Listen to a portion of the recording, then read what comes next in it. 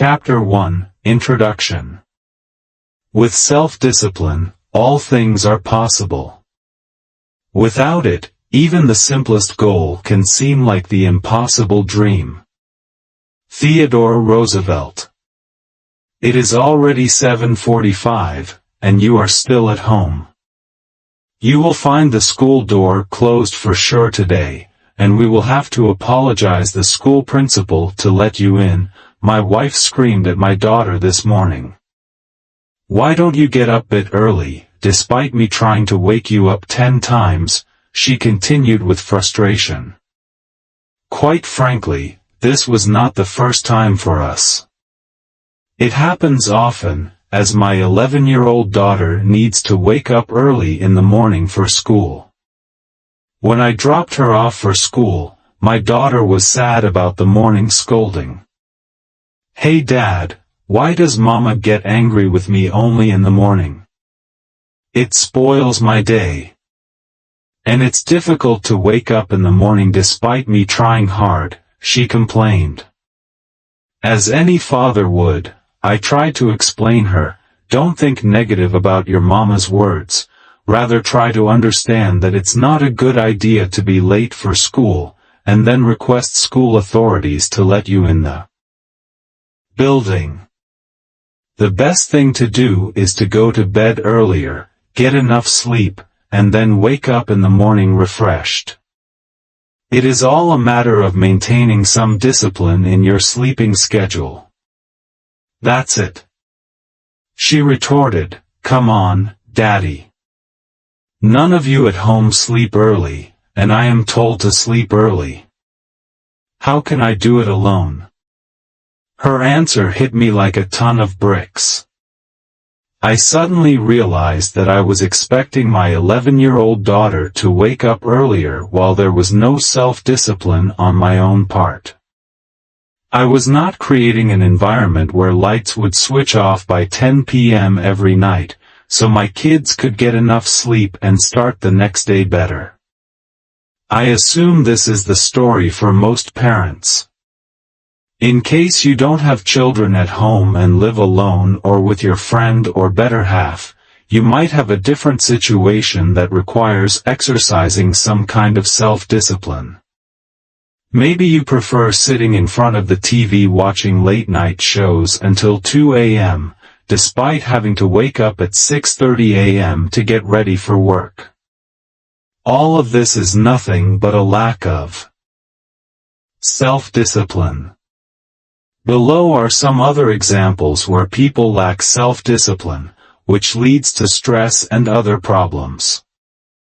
Perhaps you are overweight but unable to resist your temptation to chow down on giant-sized burgers, pizzas, or sweetened carbonated beverages, despite being aware that lack of control is only adding to your woes. You already know that cigarette smoking is injurious to health. Even cigarette companies are mandated in many countries to put a big warning sign on each pack, stating, cigarette smoking is injurious to your health. Even your doctor might have told you to avoid smoking or drinking for the sake of your health, but despite your good intentions, you generally give in, merely at the sight of cigarette or alcohol. You know that you have to prepare for a Monday morning presentation for a crucial meeting with one of your firm's important clients, and you are stressed too. Yet you still stay up late Sunday nights binging on TV shows. One can go on to cite many such instances, where people lack self-control. They don't have the willpower to resist the temptations of eating, drinking, and entertaining, which may put all their future at stake. American Psychological Association conducts an annual nationwide survey to examine the state of stress across the country and understand its impact on its people. In 2011, this survey reported, 1. That 27% of the respondents complained that a lack of willpower was the most significant barrier to the change. So the big question is, why aren't we able to resist temptations, despite being rational and grown-up people.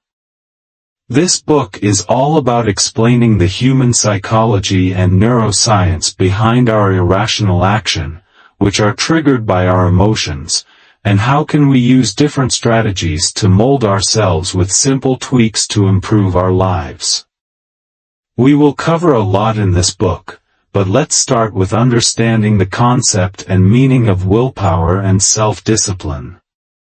While willpower is the ability of your mind to keep itself under control, self-discipline or self-control is the action of consistently doing or avoiding something despite distracting temptations. According to most psychological scientists, as reported by the APA, willpower can be defined as the ability to delay gratification, resisting short-term temptations in order to meet long-term goals. The capacity to override an unwanted thought, feeling, or impulse. The ability to employ a cool, cognitive system of behavior rather than a hot, emotional system. Conscious, effortful regulation of the self by the self. A limited resource capable of being depleted. Collins Dictionary defines self-discipline as the ability to control yourself and to make yourself work hard or behave in a particular way without needing anyone else to tell you what to do. To put it in simpler terms, self-discipline enables you to control your thoughts, emotions, and thus behavior, and take action in a particular way that directs you in a positive direction or stops you from going in a negative direction. Roy Baumeister, a psychologist at Florida State University and a researcher on willpower, describes 3 necessary components for achieving your goals. 1. First, you need to establish the motivation for change and set a clear goal. 2. Second, you need to monitor your behavior toward that goal. 3. The third component is willpower. Whether your goal is to lose weight, kick a smoking habit, study more, or spend less time on social media, willpower is a critical step to achieving that outcome. Therefore, Theodore Roosevelt has put it very boldly. The one quality which sets one man apart from another, the key which lifts one to every aspiration while others are caught up in the mire of mediocrity, is not talent, formal education, nor intellectual brightness, it is self-discipline. What you will discover in this book. This book will help you understand the power of self-discipline in accelerating your growth to shape your future for better, as has been proven by scientific studies conducted by researchers. You will get to explore deeper into human psychology to understand why you do what you do. The book will explain you why people get tripped off and succumb to temptations despite being aware of consequence of their self-defeating behaviors. You will then learn how certain extraneous factors are responsible for draining your willpower and the ways to overcome them. If you are serious about mastering self-discipline, you will learn the 4 key tenets followed by Navy SEALs to build mental toughness. You will also learn, by only instilling a handful of habits, to start working without any need of willpower, to be on autopilot. You will notice that this book is not merely a general advice book, rather it is filled with psychological research conducted by renowned researchers, who spent decades in researching the concept of willpower. The scientific studies covered in this book will help you to understand the root behind your particular behavior, and how you can overcome your lack of self-discipline with tested and proven principles. And now, without further ado, let's get started. Chapter 2, Self-Discipline, the Engine of Success. Your ability to discipline yourself to set clear goals, and then to work toward them every day, will do more to guarantee your success than any other single factor. Brian Tracy. As we all know, a solid building requires a rock-solid foundation. That applies to planning and structuring our lives, too.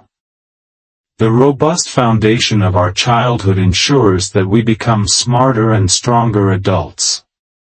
Self-discipline is one of the most important skills, which, if developed sooner in life, will help in almost all areas of life, be it health, finance, relationship, or career. One study conducted decades back has already shown how self-discipline mastered in early childhood helps to achieve growth in all areas of one's adult life.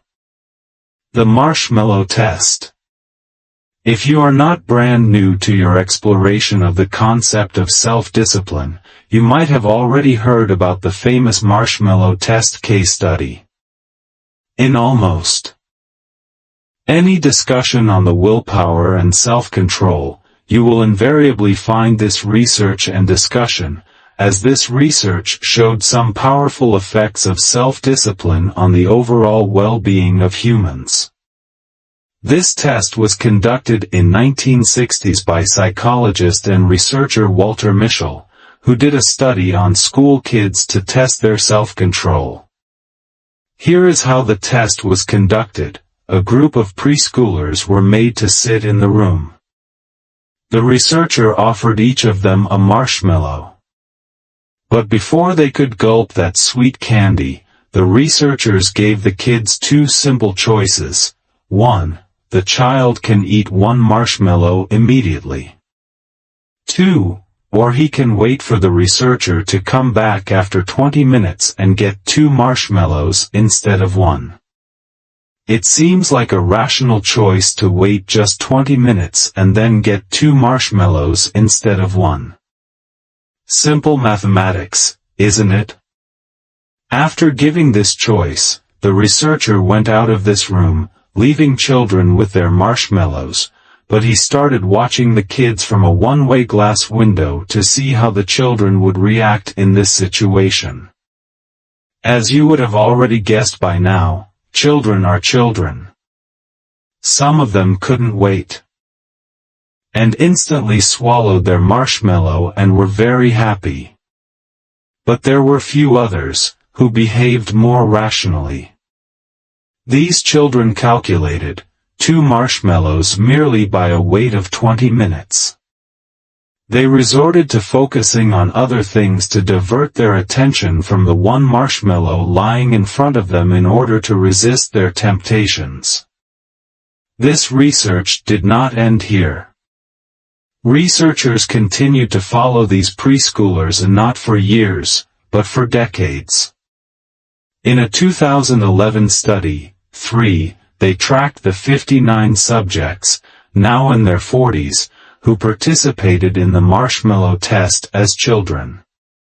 The researchers tested the subjects' strength of willpower with a laboratory task known to demonstrate self-control in adults. It was noted that the children who were able to resist their temptations and had delayed the need of instant gratification were able to score higher SAT scores, get better grades, were more focused, and were way more successful as compared to those who failed in the marshmallow test. You can see how inculcating self-discipline from an early age helps to create a better future in adults in almost all areas of their lives. Additionally, the researchers tested the brain activity in the subjects by use of function magnetic resonance imaging, fMRI, technique. When presented with tempting stimuli, individuals with low self-control showed brain patterns that differed from those with high self-control. The researchers found that the prefrontal cortex, a region that controls executive functions, such as making choices, was more active in subjects with higher self-control. And the ventral striatum, a region that processes desires and rewards, showed boosted activity in those with lower self-control. There were few more studies conducted along similar lines that showed that delaying instant gratification proved to be a real game changer. Get $1 now or $2 next week. This study, was conducted at the University of Pennsylvania by psychologists Angela Duckworth and Martin Seligman on a few 8th grade students. During the test, the students were given the option of receiving $1 immediately or waiting a week to get $2 the next week. This was again a test of how the students can delay their instant gratification and control their temptation for a larger reward in future. The researchers noted that the students who demonstrated more self-discipline had performed much better in their studies, got good grades, got admission to highly ranked universities, as compared to their counterparts who had lesser self-control. In this study, the researchers also concluded that self-control was more important than the IQ of the students in getting into good schools or getting better jobs. A New Zealand study. There was another study, 5, conducted in Dunedin, New Zealand that also demonstrated that the benefits of willpower extended well beyond the college years. In this study, researchers took a control group of 1,000 people for a long-term health study, who were tracked from birth until 32 years old. The researchers noted that by 10 years old, many children had mastered self-control, but others were failing to achieve this skill. Then, researchers followed them over a period of 30 years and traced the consequences of their childhood levels of self-control on their health, wealth, and possible criminal offenses. The research concluded that individuals who had a higher self-control during childhood, as reported by their teachers, parents, and the children themselves, became adults who had much better physical and mental health. They were better off financially. They also concluded, based on court convictions and police records from New Zealand and Australia, that children with poor self-control were more likely to be convicted of a criminal offense. All of these studies indicate that resisting short-term cravings or temptations for a better future by exercising willpower proved to be highly advantageous in the lives of people. Here are few important benefits from building your willpower muscle. You can prioritize your work. The power of self-discipline gives you a confidence that you will commit yourself to long-term goals. You know that with self-discipline, you are not a slave to your temptations, you know that you can stay committed to your goals longer, and therefore, you can prioritize your life well.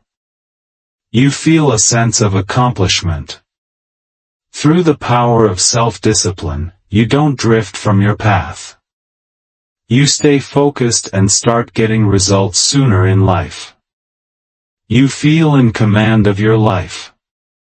You know that whatever actions you decide, you will stick to those plans and work longer and progress faster. You feel like you're in the driver's seat of your life and not merely a victim of your circumstances. Self-discipline brings freedom. It seems to be counterintuitive, but if you can manage your time well by exercising self-control, you increase your focus on your work. You can finish your work faster and more efficiently, and this gives you the freedom to spend your saved time to enjoy your life better. Our wise ancestors knew this principle from the beginning.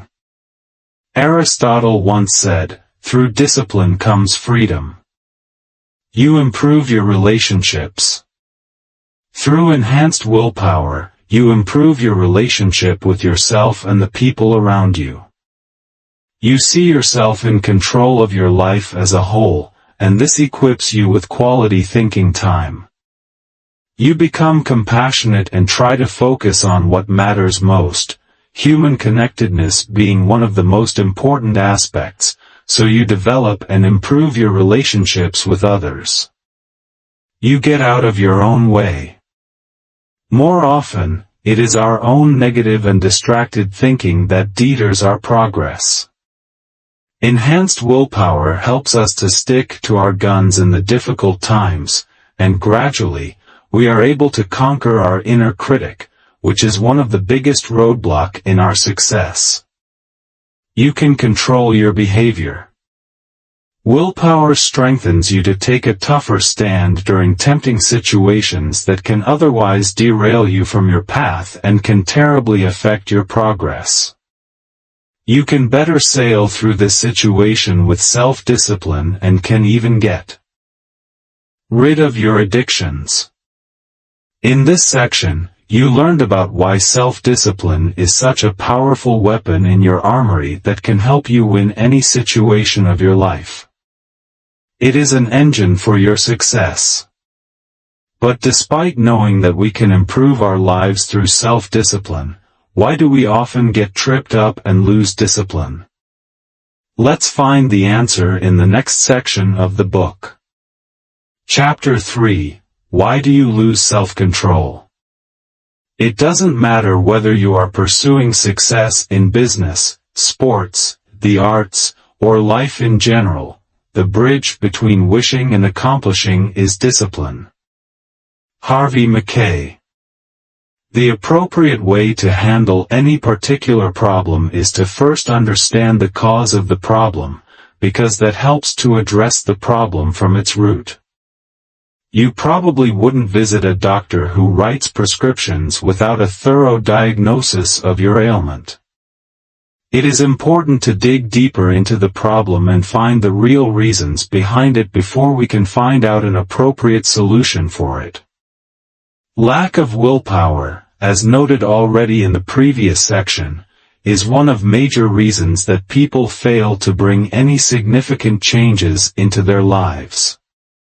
Therefore, in this section, we will talk about certain important factors that are responsible for draining your willpower and for surrendering to your temptations. You will learn the factors that thrash your willpower that are supported by some psychological research and studies. So let's jump into these factors. Delay discounting principle. Human beings have traveled a long journey to reach the level of intellect where we stand today. Therefore, it is only fair to presume that humans can make better rational decisions, as compared to other species on the planet.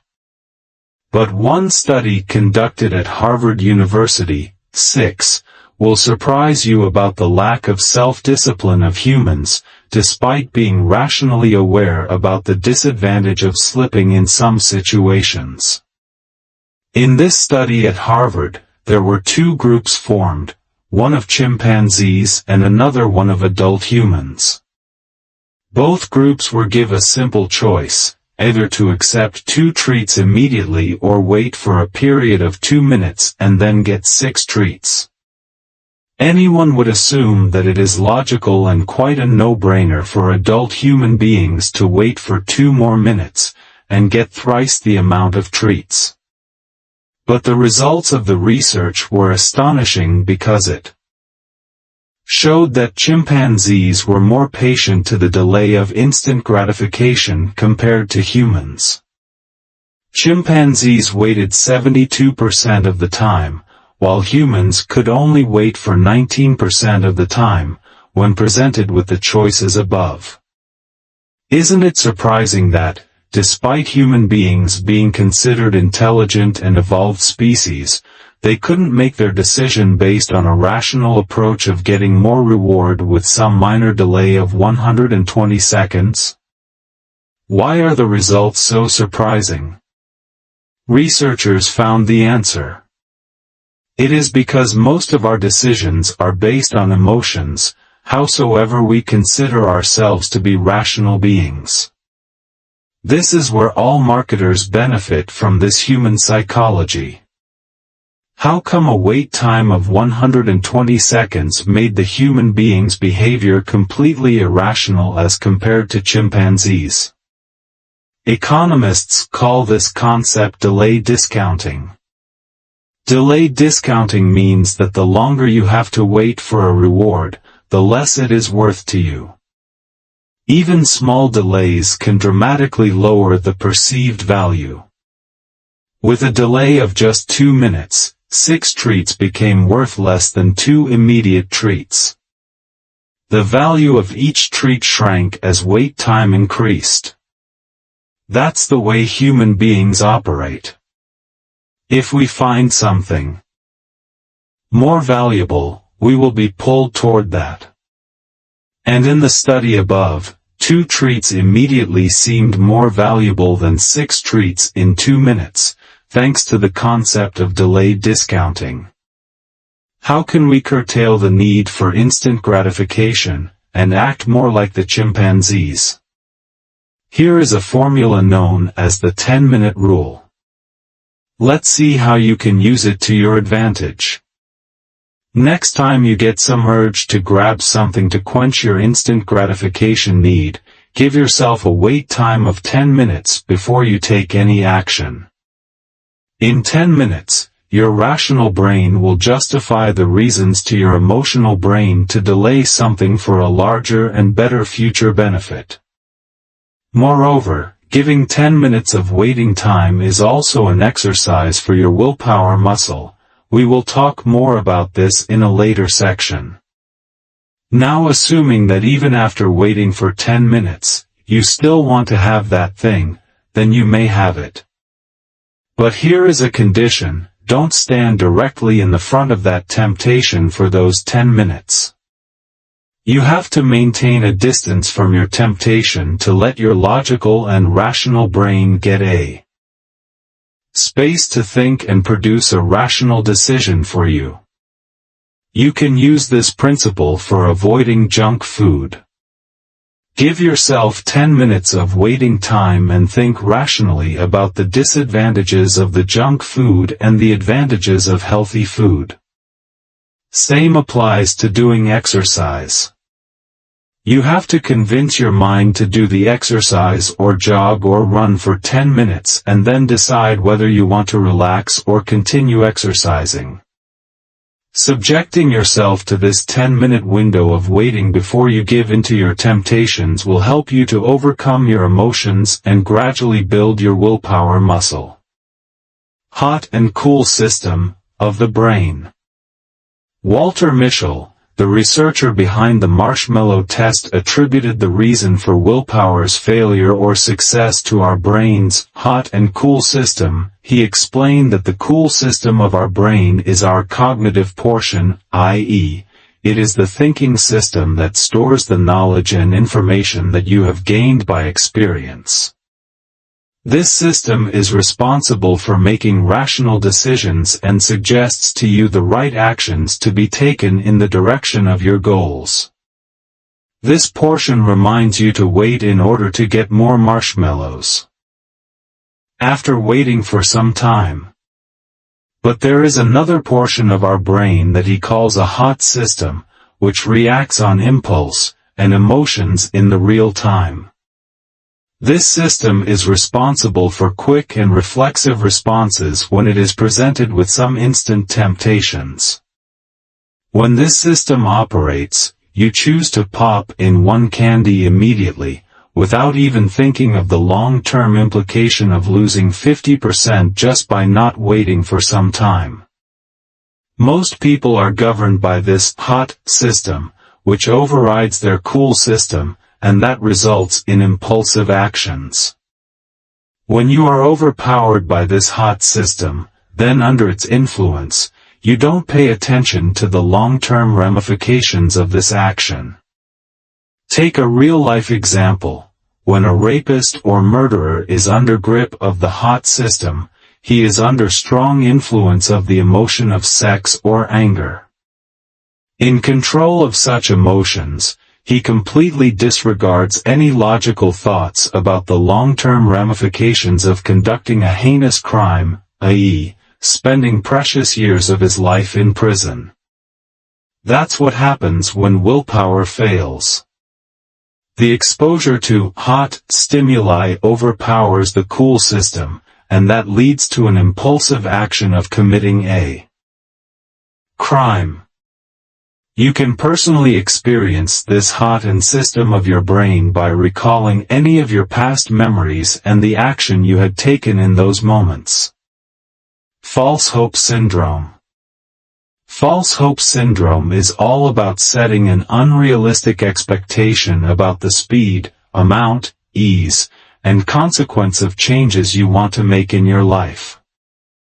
Psychologist Peter Herman from University of Toronto studied why people fail so often despite being fully charged with motivation and good intentions. It is because generally when someone starts something new, he embarks on the journey of setting huge goals for himself, those that may be very difficult to achieve with current resources or timelines. You can argue why someone shouldn't set big goals. After all, much of personal development literature teaches us this, like Big Hairy Audacious Goals by Jim Collins, the 10X Rule by Grant Cardone, and quotations from Les Brown like, "Shoot for the moon. Even if you miss, you'll land among stars." After listening to all these highly inspirational thoughts, most people generally choose to make goals that are unrealistic. When starting out, most people think that those who could not achieve their goals might not have followed the right strategies to progress faster. Such people think very highly about their goals. They think, so what if others have taken years to earn their first million? I will become a multimillionaire in 1 year. There is nothing bad in thinking big, but there has to be a holistic approach to that big thinking. The holistic approach requires being mindful of the challenges, uncertainties, and obstacles in your path, and would require either reducing the size of goal or to increase the resources and time to achieve that goal. Being unmindful of the resources it takes, like manpower and money, or time it would take to achieve your goal is a sure way to burn out and then quit. It applies to every aspect in life in which you want to make a change. Be it making money, losing weight, or quitting a bad habit, you always think that things will be easier. Yet in reality, when you find yourself facing that situation in real time, it turns out to be harder. You come across those challenges that you never accounted for. Your projection of money or time suddenly starts appearing faulty. The resources you relied upon most didn't seem to work or work just half as effectively as you thought. People you trusted upon left you in midway of your journey. You think that you can lose 50 pounds in 3 months, or you think that you will be able to quit smoking entirely in 1 week, even though you consume 2 full packs of cigarettes a day. When you shoot for drastic changes in your life, you often hit failure. In your overambitious race for achieving more and faster, you simply misjudge the difficulties coming your way. When you give yourself too much false hope, you tend to fail more, and the worst effect is that you solidify the very same old behavior that you wanted to alter. It then becomes a vicious cycle. People who fall victim to this syndrome make frequent attempts to change themselves, yet fail each time because they set unrealistic, impossible goals. The better approach to address this is to give yourself realistic goals. It's not about thinking small, you have to challenge yourself. But whatever you think, put some work into assessing the realities.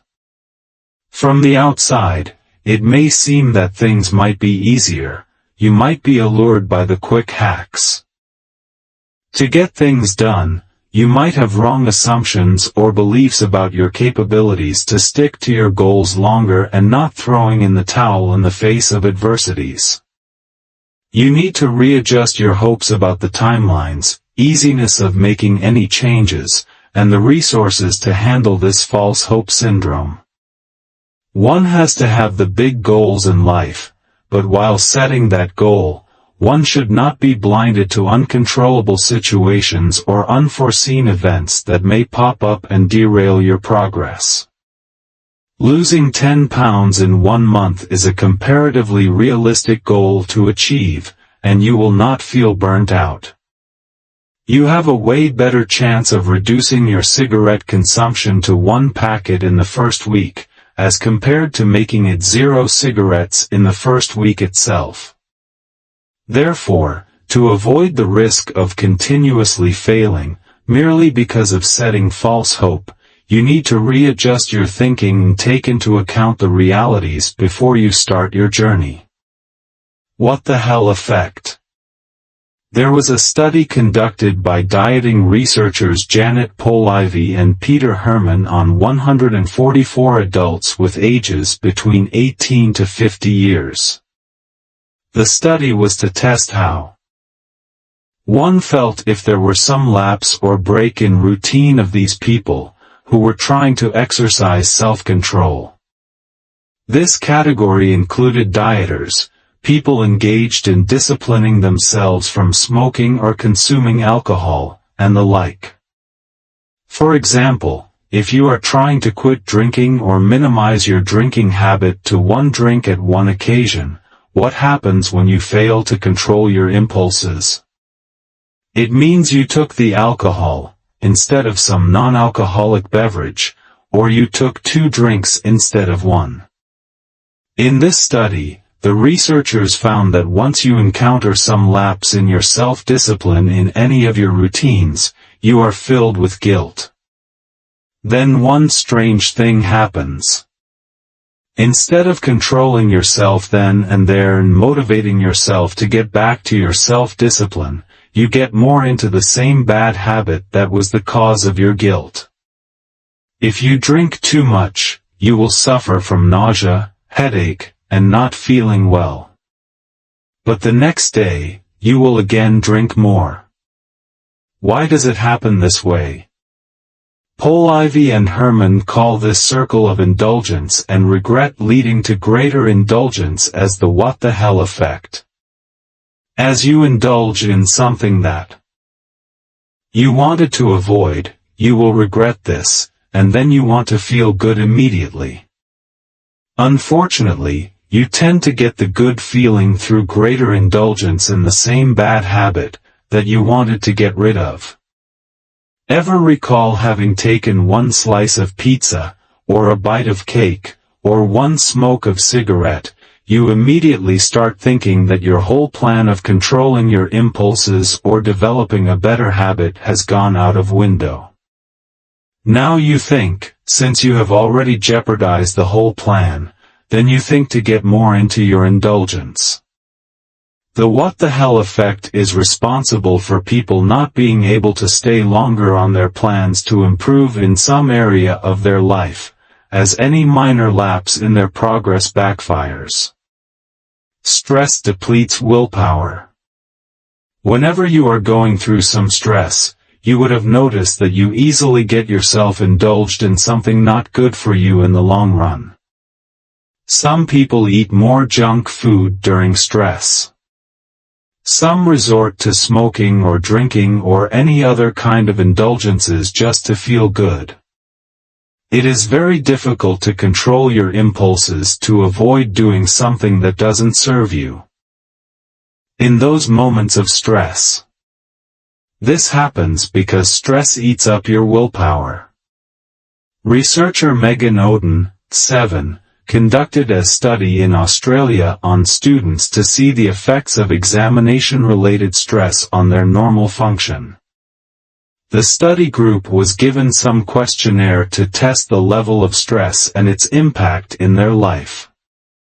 The research showed that exam stress significantly impaired their emotional control, these people reported an increase in smoking and caffeine consumption and a decrease in healthy food consumption. Moreover, they performed badly in their routine household chores and self-care habits, i.e., lack of physical activities. The study showed the effect of real-world stress on the self-control mechanism of human beings. Therefore, you need to work on reducing your levels of stress to boost your willpower. The later sections of the book cover a variety of habits and mental tactics to reduce the stress that will eventually build up your willpower muscle. The restraint bias. Restraint bias, as coined by some researchers in one study, 8, covers a human psychological aspect where a person believes that he has more ability to control his instinct in the situations of craving for food, drug, sex arousal, etc., while in reality it is an inflated belief about one's abilities. When real-world situations arise, these people with such beliefs find themselves getting overexposed to those very cravings and temptations. This tendency for people to overestimate their capacity for impulse control, known as restraint bias, leads to even higher rates of indulgence in the temptations. The study showed that the recovering smokers with more inflated beliefs about impulse control exposed themselves more to the temptations, which led to higher rates of relapse even 4 months later. Therefore, restraint bias offers unique insights into how your erroneous belief about self-restraint promotes impulsive behavior. Here, you tend to make erroneous judgment, more specifically about own future behavior in particular situations. You might think very highly of yourself, as if you are able to control your temptation, but when the real situations comes in front of you, you just fail to adhere to your perceived standards. Parkinson's principle. Parkinson's law was coined after the name of a British historian and author named C. Northcote Parkinson, who wrote the book named Parkinson's Law, The Pursuit of Progress. Precisely, this principle states that work expands itself so as to fill the time available for its completion. If you think that a particular work needs to take a specified number of hours or days or weeks, you will be more likely inclined to finish that job in those hours and not before. Our natural tendency is to allocate more time to any particular work rather than less time, because we want to have some safety margin to account for any other exigencies coming in the way. There is a disadvantage to this approach generally, because we end up finishing that work only in that longer allocated time, even if the work could be finished in lesser time. In this process, we waste time by distracting ourselves in different activities, but don't finish the work early. Due to miscalculation of the estimated time for any particular activity, we invite ourselves to lose our self-discipline. If we always allocate more time for any activity, then we end up digressing to our temptations. We will find more breaks for coffees, or smoking, or general chit-chat. You would realize that this Parkinson principle falls on the extreme different tangent as compared to the false hope syndrome we just discussed before. While in false hope syndrome, you allocate too less of time that it is literally impossible to achieve that goal in the given time.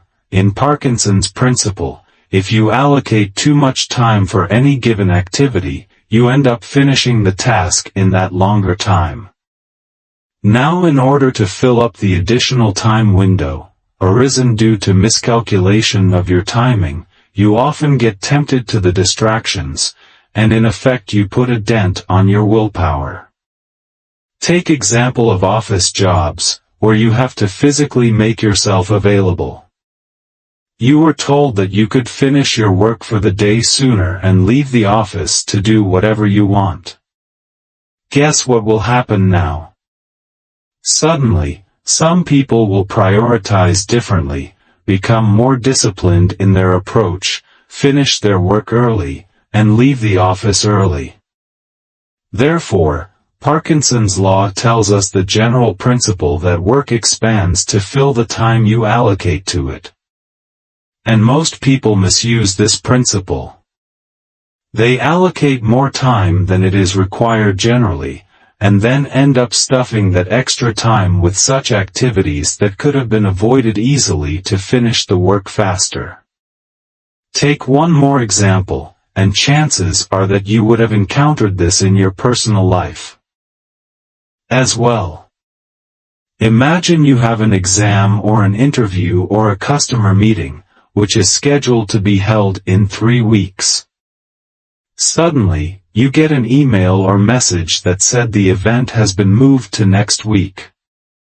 Now, what would be your instant reaction? It could be a scary feeling or thoughts of frustration, anxiety, etc. on such a sudden change. You might feel overwhelmed with the volume of work still left to be done for that important event. But in most of the cases, if that event is really important, you work hard to finish your preparation and handle that work in the shorter time frame. You see, the work that was scheduled to be done in 3 weeks, you have done it in 1 week. That's the way the Parkinson's principle works. Therefore, one of the key reasons for lack of self-discipline is that we allocate more time to the activities, and then we give ourselves the opportunity to digress from the work. However, the solution is quite simple. You can use Parkinson's principle to your advantage. You should allocate lesser time for any particular activity, and this will reduce the scope of you drifting away from your work. If you look at your life events, chances are that you would relate to one or the other reason, as stated in this section, behind your decisions or lack thereof.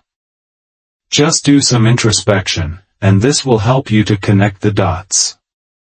The purpose of this section was to make you aware about why you do what you do, so that you prepare yourself for taking required actions to activate self-discipline, which we will cover in the coming section. Chapter 4, Key Factors to Activate Self-Discipline.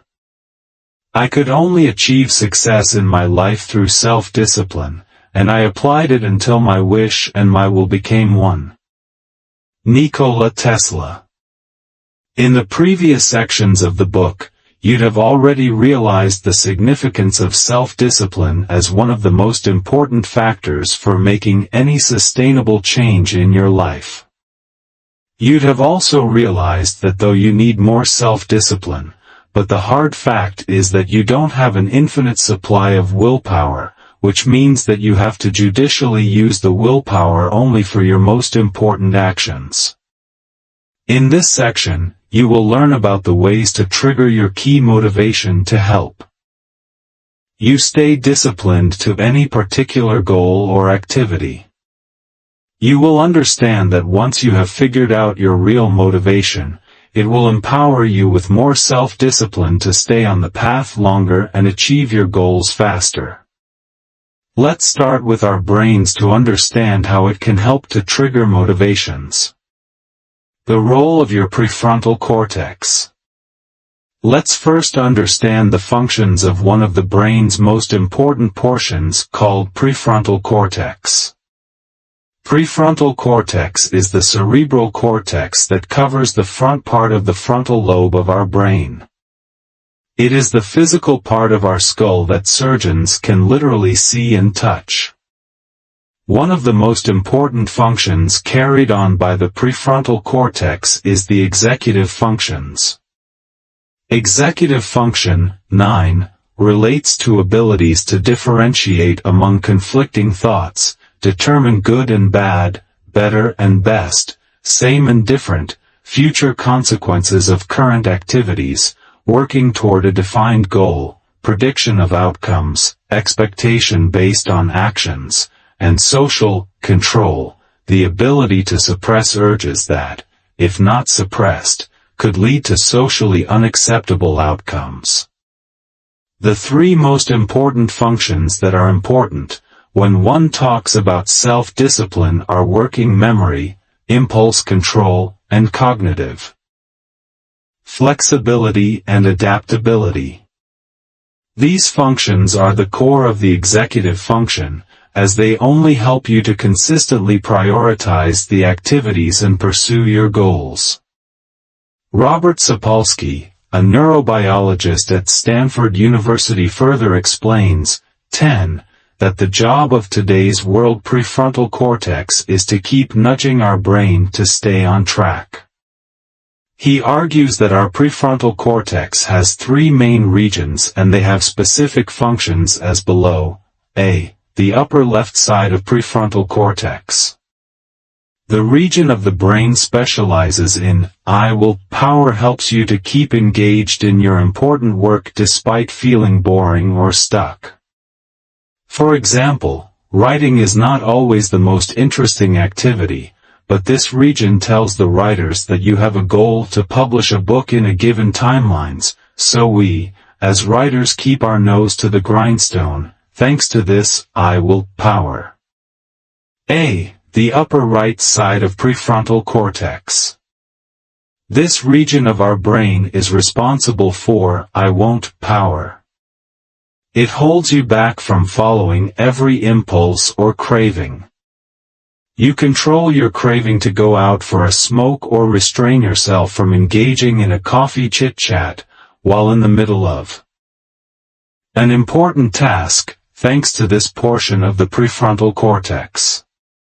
A. The lower middle portion of the prefrontal cortex. This is the region is responsible for I want power, which keeps track of our goals and desires. This region decides what you want.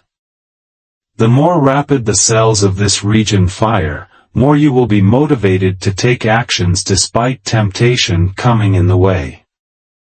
This portion remembers about what you truly want in the midst of screaming temptation and cravings. The above explanations by the neuroscience shows that our brains are equipped with the necessary infrastructure to resist temptation and keep ourselves focused on our tasks. You only need to find the real motivation behind what you do, and brain will help you to stay committed to the work. Let's now explore what are the few ways to trigger your motivation towards any particular work further in this section. Define your why to trigger self-discipline. Simon Sinek, in his book Start With Why, explains that most people pay way more importance to how and what, but they don't give the required attention to the why. He explains that it is not the case with highly successful companies, because the core of their business is the deeper understanding about why they do what they do. He goes on further to explain the power of why by terming it as a golden circle. In the picture, you see that the outermost circle covers what?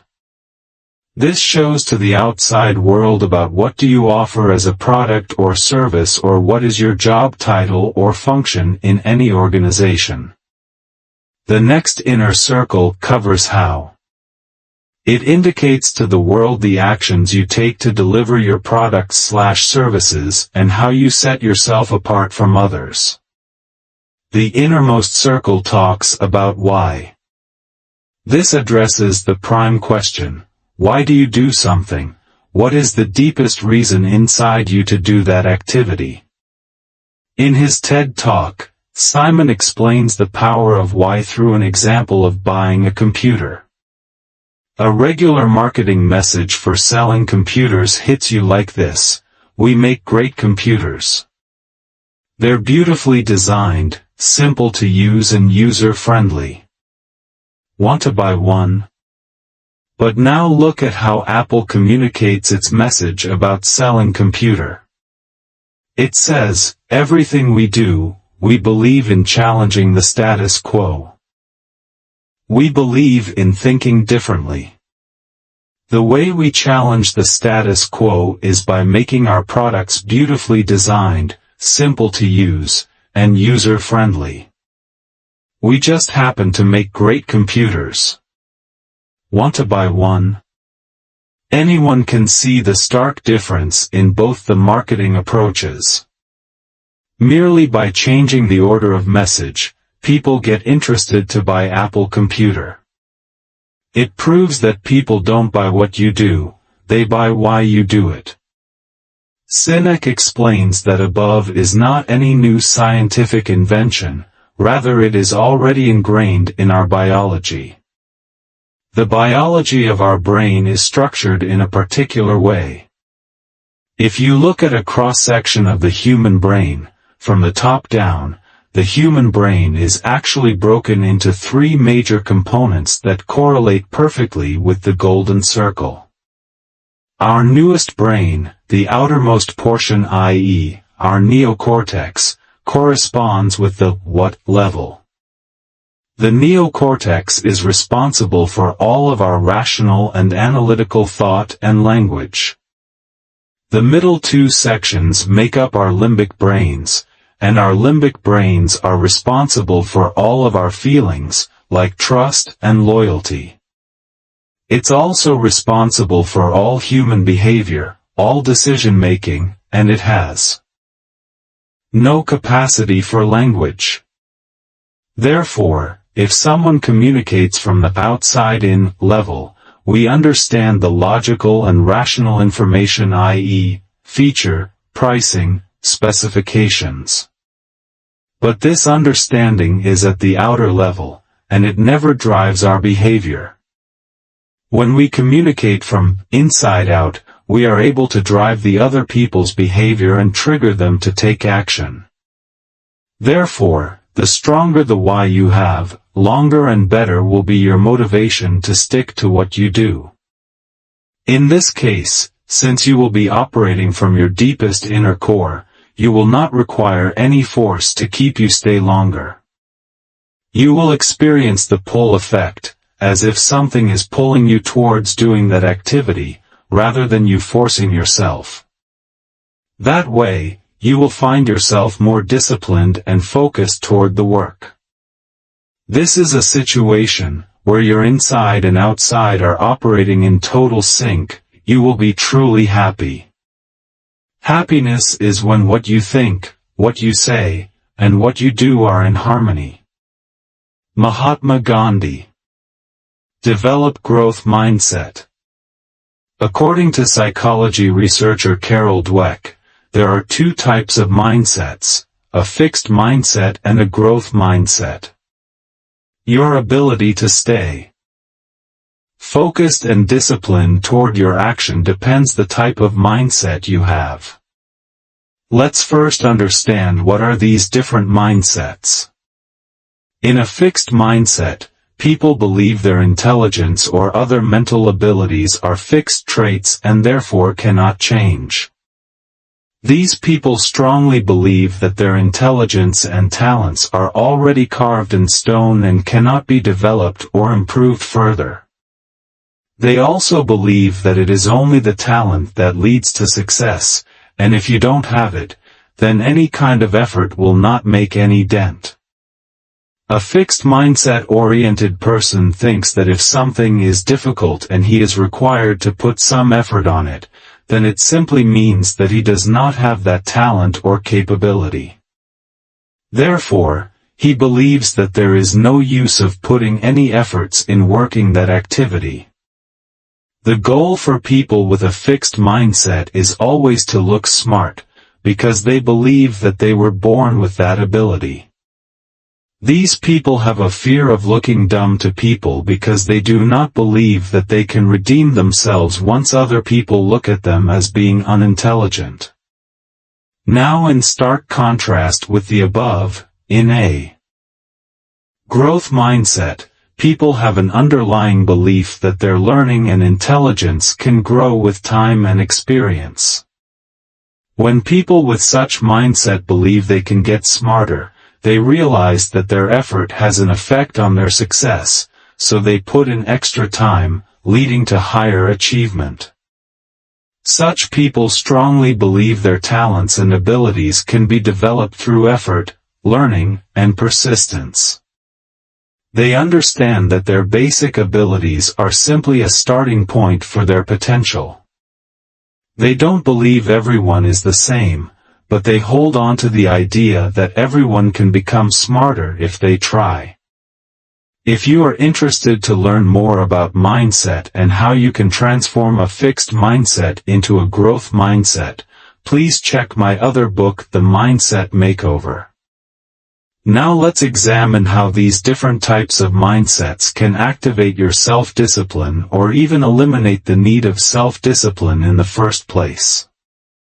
Since the person with a fixed mindset is already convinced about his abilities, talents, and skills as fixed or unchangeable, he is not mentally prepared to take any action.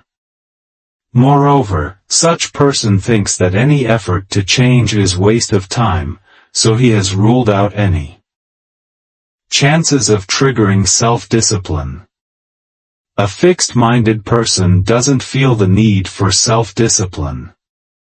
And he is right in his perspective, because self-discipline is something that one would want for making significant changes in one's life, and not otherwise. Therefore, the prerequisite for building self-discipline muscle is to develop a growth-oriented mindset. Only if you are convinced that you can acquire new skills, nurture your talents, and make significant changes in your life, you will need the tool of self-discipline to make these changes. What really motivates you? Money or something else? Psychologists Teresa Amabile and Stephen Kramer, authors of the book The Progress Principle, did one survey of more than 600 managers to take their view about what matters most in the workplace to motivate employees to deliver their best performance. Ironically, 95% of the managers wrongly believed that money is the biggest motivator and people deliver more results by getting bonuses, promotions, and recognitions. Why was this so? This was confirmed through another corresponding survey done with more than 12,000 employee diary entries of 238 employees in more than 7 countries that proved that the biggest motivator for them was not the money or financial reward, recognitions or incentives. People are most motivated when they have a feeling that they are making consistent growth towards one meaningful goal. Unfortunately, only 5% of the managers could rightly understand the real motivator behind the people, i.e., progress in their pursuits. The feeling of growth or progress is one of the key motivators for anyone to stay longer in his or her pursuits, and not money, at least in the long run. There was another 2010 study, 11, conducted at Princeton University to assess influence of income on the happiness. The results were surprising, as they showed that an annual income up to $75,000 was considered as a benchmark for happiness. The lower a person's annual income falls below that benchmark, the unhappier he or she feels. But whatever more money they make beyond that benchmark of $75,000, it doesn't give more happiness in the same proportion. In the book If You're So Smart, Why Aren't You Happy?, author Raj Raghunathan states certain necessary prerequisites for leading a happy life, once you have reached at a level of financial success.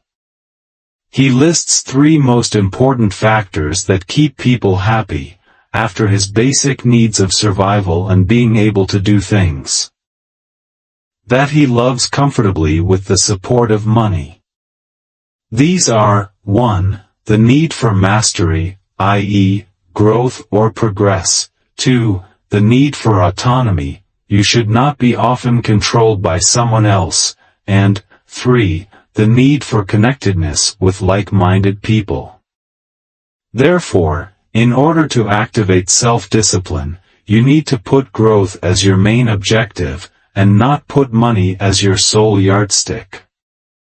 The need for growth and evolution is the universal need of a human being, and the need for growth keeps on reaching newer levels, once you attain your immediate foreseeable goals.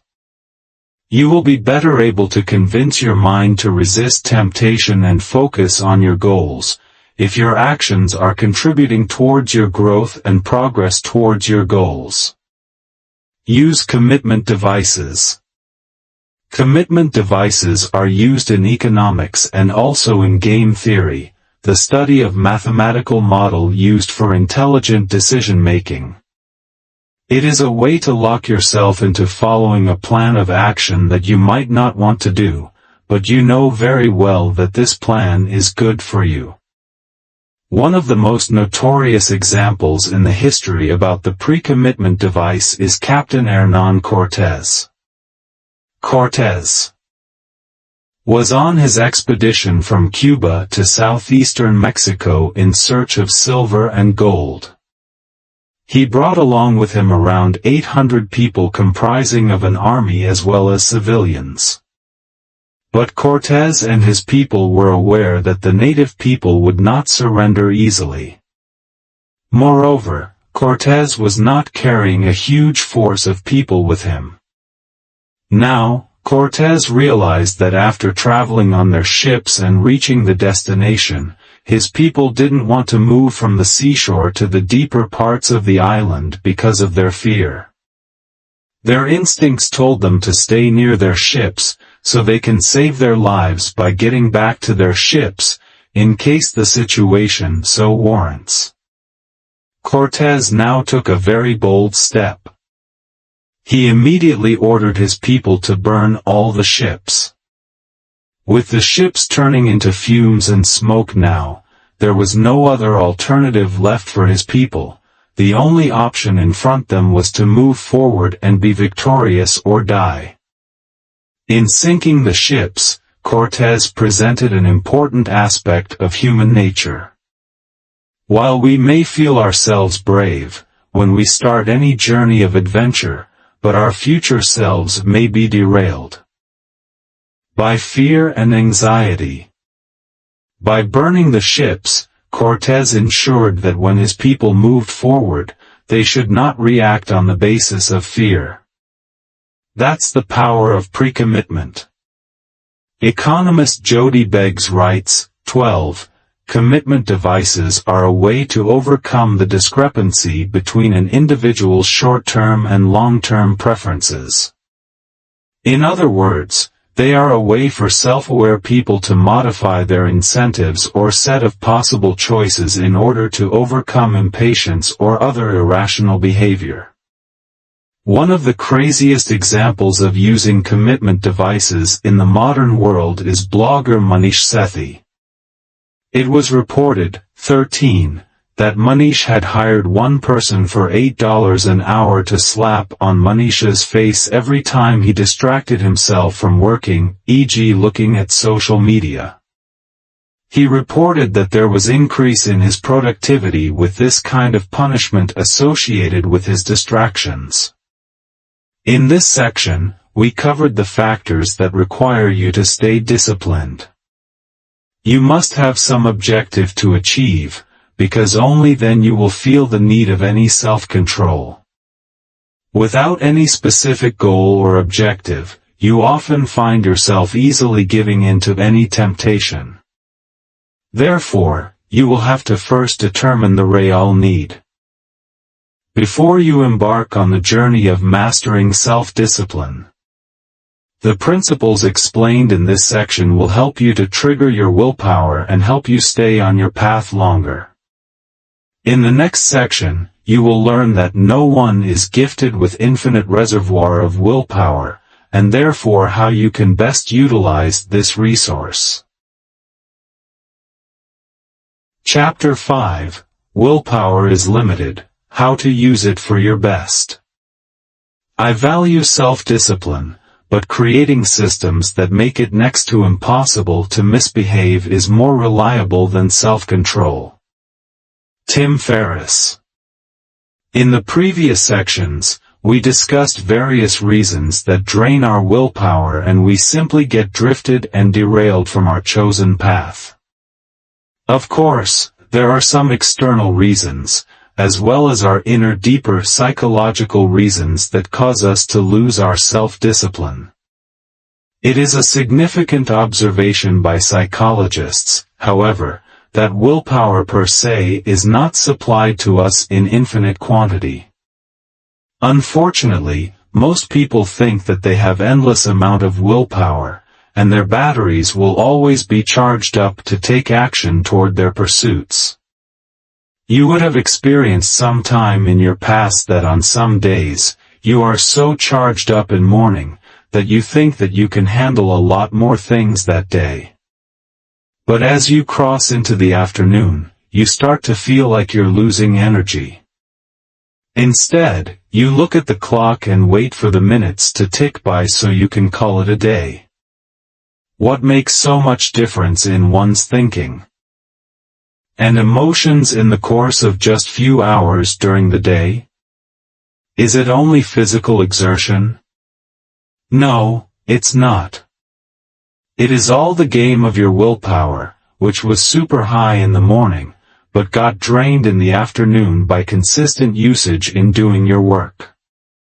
Welcome to the concept that psychologists describe as willpower depletion. What is willpower depletion? Psychologist Baumeister cites the reason by comparing our willpower to a muscle. The way a muscle gets exhausted is by putting it to work. The same happens with your willpower.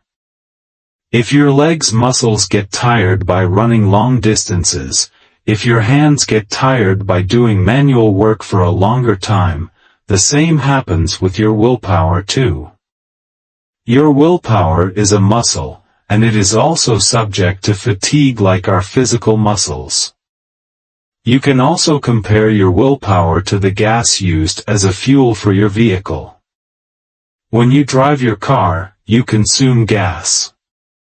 Similarly, when you use your brain for your day-to-day functioning, it consumes willpower like gas. The more gas or willpower you use, the lower the level of gas or willpower left in your brain. Baumeister carried an experiment 14 that established that willpower gets depleted by usage. If you use willpower for carrying out certain activities, then you will be left with lesser willpower to be put to the other works. In this experiment, 2 control groups were formed and they were asked to sit in a room. On a table visible to everyone in the room, there were placed freshly baked cookies that spread tempting aroma in the room. Alongside these cookies was placed a bowl of radishes. One group was told to eat the delicious cookies. Another group, who could see the cookies directly in their sight and smell the freshness of the chocolate aroma in the room, were told to eat healthy radishes, while sitting in that room only. The experiment began after both the groups ate their respective portion of the allocated eatables. They were given a complex geometric puzzle to be solved with some timeline to finish it. The results of the study showed that the control group who just ate radishes gave up after 8 minutes of trying solving the puzzle. On the other hand, the people who got themselves pampered with cookies, continued to solve the puzzle for around 19 minutes. It was concluded in the study that the willpower used in resisting the temptation to eat the aromatic cookies hampered the progress of the radish-eating group. With a significant willpower drained in resisting the craving to eat cookies, they couldn't perform longer at the puzzle, as compared to the other control group, which was not required to sacrifice their willpower. There was another study conducted, in which some moviegoers were shown an emotional movie, but they were told to suppress their feelings and not react in any manner.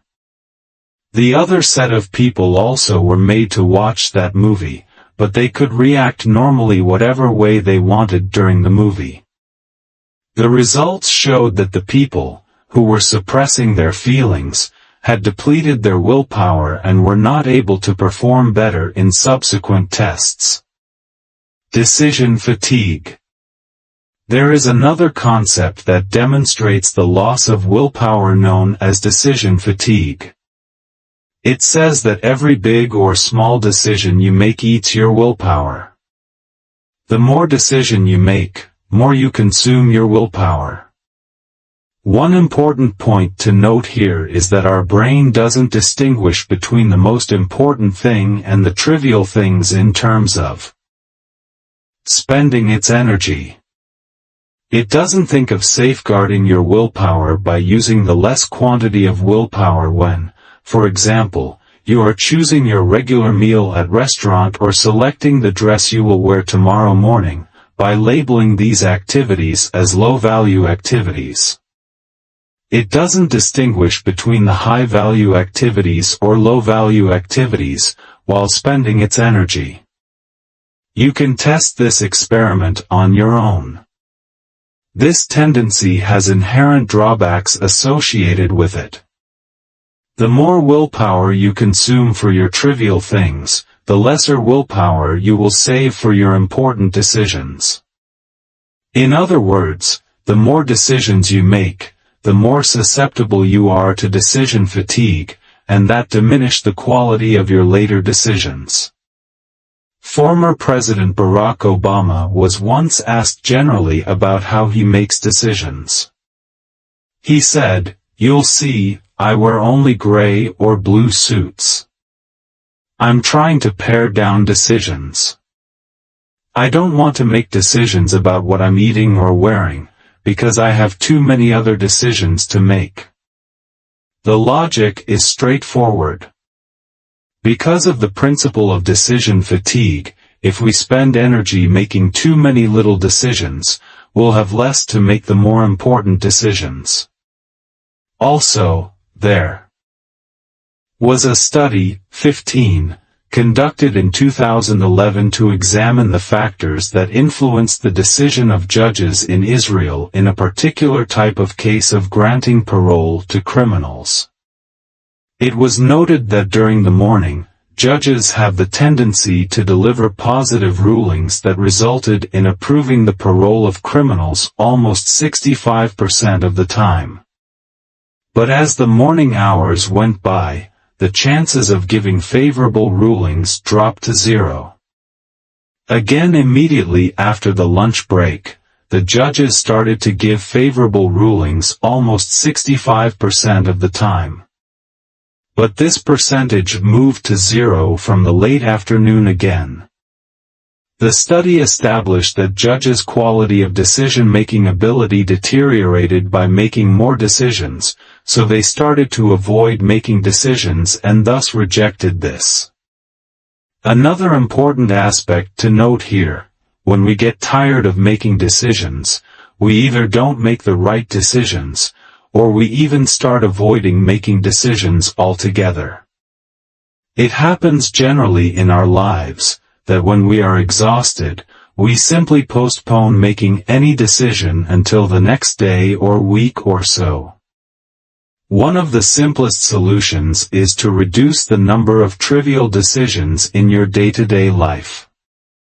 You don't need to decide every day about the smaller things. Some examples on how you can avoid making decisions on trivial things on daily basis could be, fixing the menu of the meals to be eaten 6 days a week. Over weekend, you may want to go out and enjoy some good food too. Similarly, you can also predetermine the specific clothes to be worn each day of the week.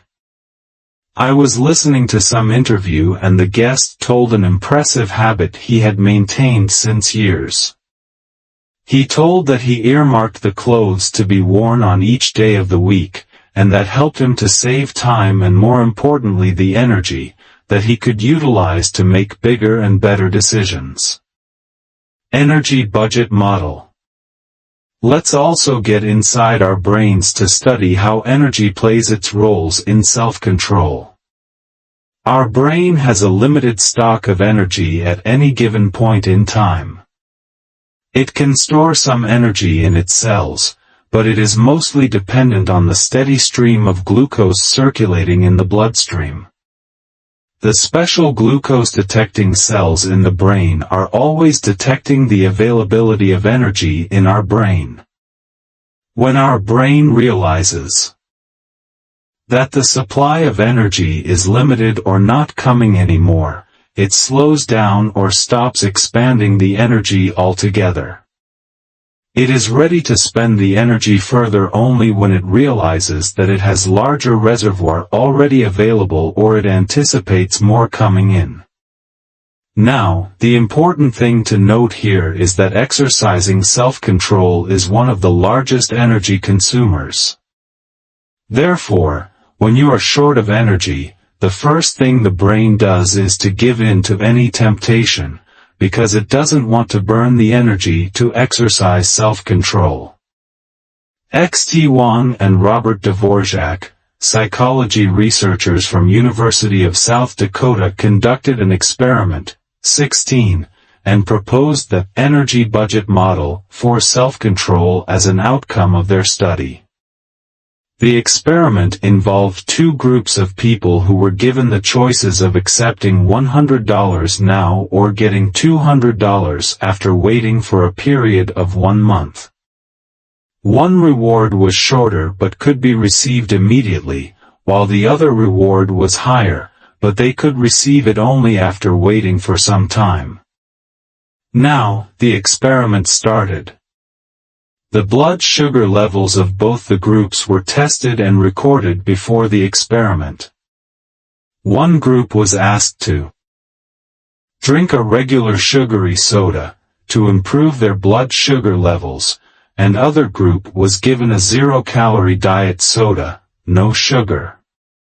After measuring the blood sugar levels again, the participants were asked to make their choices between the A, smaller but quicker reward, and B, higher but delayed reward. The research showed that the group that had boosted their level of sugar through regular soda were able to make a choice of getting a bigger reward by delaying gratification. The most important element of the study was that it showed that it was not the absolute level of glucose in the body, but the direction of change in the quantity of glucose that was contributing to the increased self-control. The brain asked the question whether the available energy is increasing or decreasing. And based on that assessment, the brain made the decision whether to spend the energy or save the energy for future purposes. Change your surrounding environment to build self-discipline. Your environment majorly governs your self-control capabilities. If your partner or your spouse has a habit of staying in the bed too late in the morning, you will find it difficult to wake up earlier. Imagine you want to lose weight, but your kitchen is full of packed and processed food.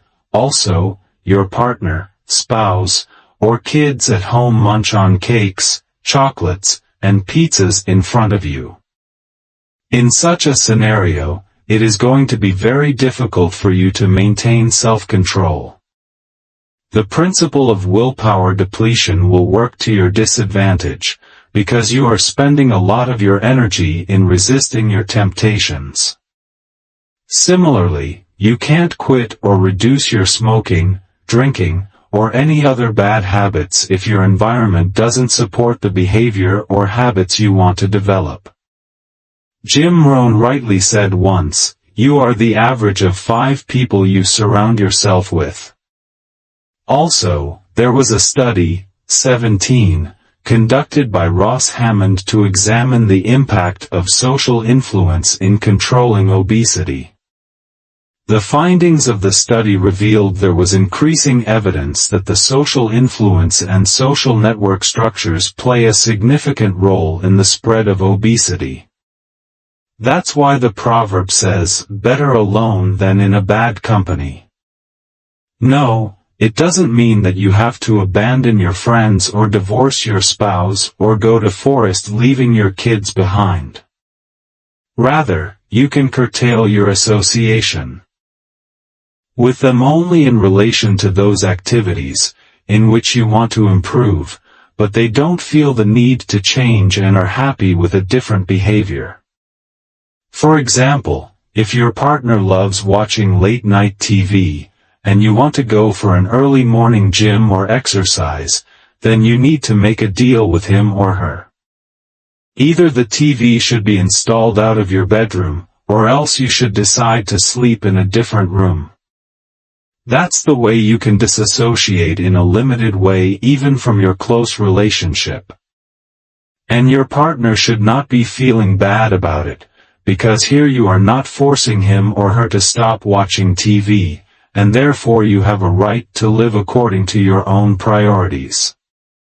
To follow Jim Rohn's advice, you should physically find the local places where like-minded people hang out and join that group. Also, you can find like-minded people in an online community by joining relevant forums or groups and interact with them. Instead of losing self-discipline by staying in an environment that causes distractions and temptations, you should create or find an environment that promotes moving towards your goals or pursuits. Willpower is such an important tool that you should put all efforts to prevent getting exhausted on petty things so you can utilize it for your superior goals and activities. How to control, or avoid, temptations. Do you remember the marshmallow test we talked earlier? Did you wonder how such young kids could control their impulse for the long 20 minutes? The researchers found that they had been using various tactics to resist temptation. They were trying to get their attention away from marshmallow by different strategies, e.g. looking in different direction or getting busy in something else, so they could divert their attention away from candies. There was another study amongst office workers to test how creating a different situation reduces the pressure for exercising willpower. It was noted in the experiment that if the candy is stored in the drawers of the employee's desk, he didn't get to see it immediately, so there was no instant temptation in the sight. Comparatively, the another group of employee had to exercise a lot of self-discipline, when the candy placed directly on the desk clearly visible in their sight. The principle of out of sight, out of mind works in such situations. For example, if you want to avoid the temptation of drinking or smoking, try to create such an environment where you don't come across beer or cigarettes.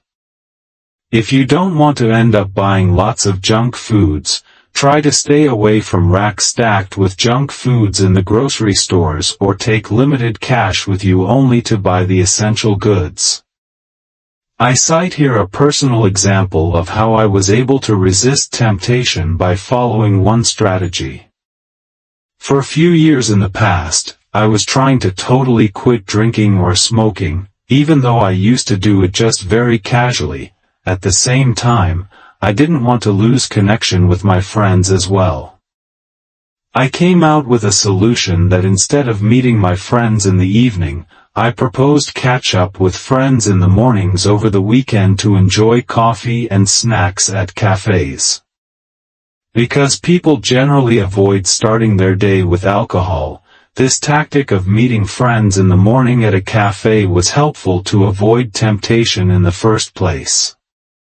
You may need to devise some way where you are able to put yourself away from any temptation without being labeled as an antisocial guy. Removing or mitigating to the extent possible the temptations and distractions from your environment is a crucial first step when working towards improving your self-discipline. Similarly, if you're really having trouble with your social media apps, then download the self-control app on your computer to block such distraction websites for a set period of time. Do anything to ditch the bad influences that are affecting your progress towards our goals. Don't assume that you have an endless reservoir of willpower, rather try to safeguard the utilization of your willpower for high-value decisions, and make systems or pre-decisions for your routine and trivial issues of life. Use a little amount of time and energy in creating the willpower-supporting environment, and you will be astonished to see how these small changes help you to safeguard your limited reservoir of willpower. So far, we discussed the principles of how the human psychology of self-control works and why safeguarding our willpower is always a better strategy. In the coming sections, we will talk about the habits and strategies that can do wonders to boost our willpower, so you keep enhancing your reservoir of willpower. Chapter 6: Science-Backed Habits to Boost Willpower.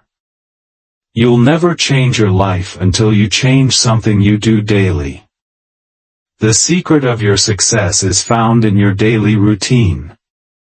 John C. Maxwell. The quality of our lives depends on the quality of actions we take on a daily basis.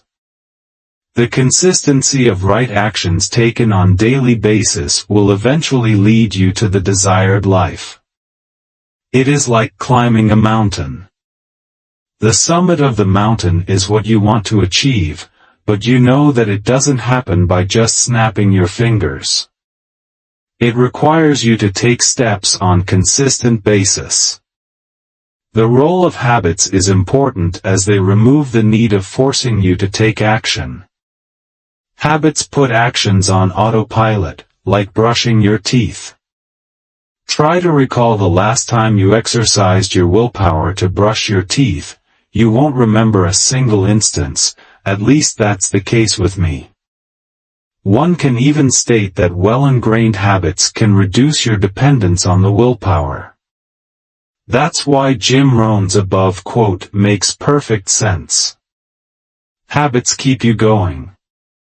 But, if you want to be the best in the world in whatever you do, you have to work on consistently strengthening your willpower. A stronger willpower combined with healthy habits is the perfect recipe to make anyone unstoppable. On the one hand, your habits will put your actions on autopilot basis without worrying about the outside circumstances or situation. You would see runners out there in the morning jogging regardless of chilly winters or rain. I have personally lived that life and remember running in heavy rains outside. Credit goes to habits.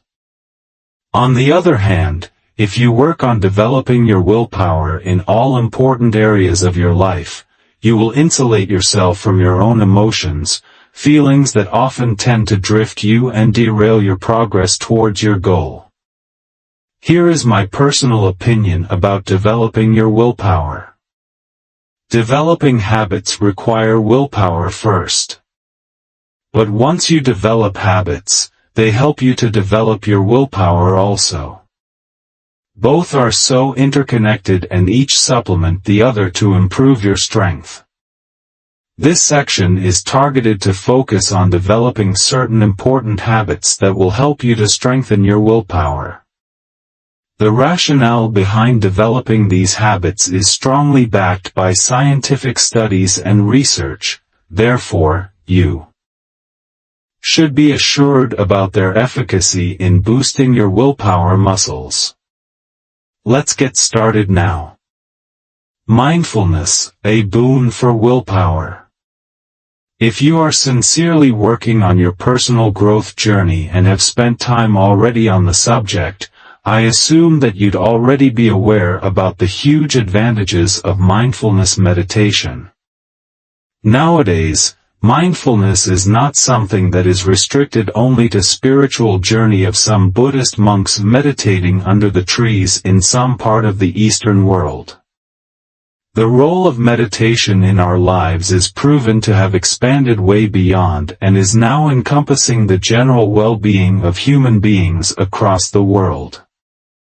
The Western countries, through enough scientific research, have proven to have immensely benefited from mindfulness in reducing stress and anxiety, and improving the functions of the mind and quality of human life. If you are new to the concept, let's briefly talk about it. Mindfulness, in simple terms, is a process of traveling inside your body and mind and enhancing your awareness about the ongoing thoughts and emotions within yourself. Jon Kabat-Zinn, creator of the Stress Reduction Clinic and the Center for Mindfulness in Medicine, Healthcare, and Society at the University of Massachusetts Medical School, and is accredited for bringing the concept of mindfulness to the Western world, defines it as below: mindfulness is awareness that arises through paying attention, on purpose, in the present moment, non-judgmentally.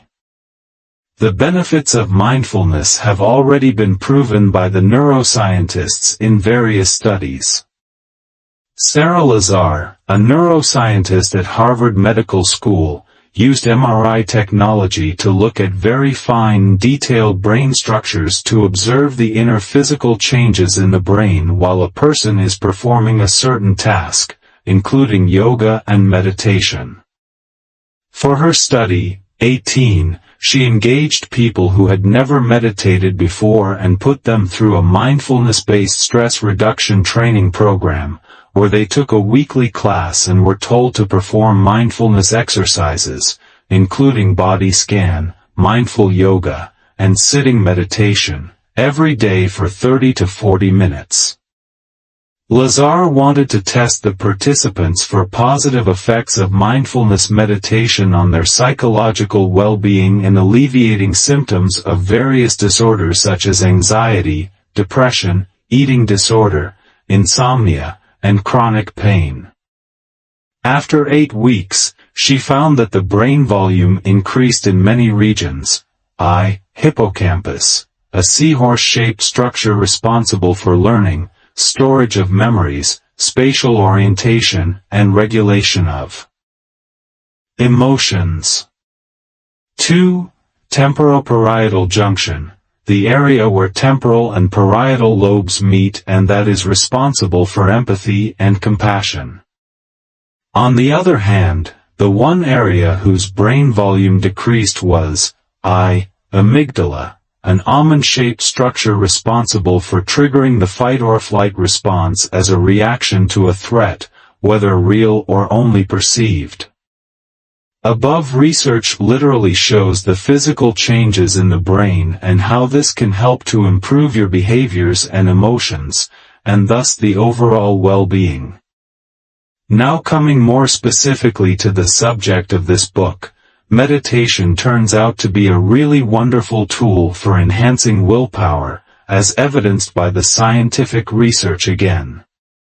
Kelly McGonigal, psychologist, researcher, and author of the book, The Willpower Instinct, How Self-Control Works, Why It Matters, and What You Can Do to Get More of It, explains the benefits of meditation. Neuroscientists have now found that when we make ourselves sit and instruct our brain to meditate, not only it gets better at meditating, but it develops a wide range of self-control skills, including attention, focus, stress management, impulse control, and self-awareness.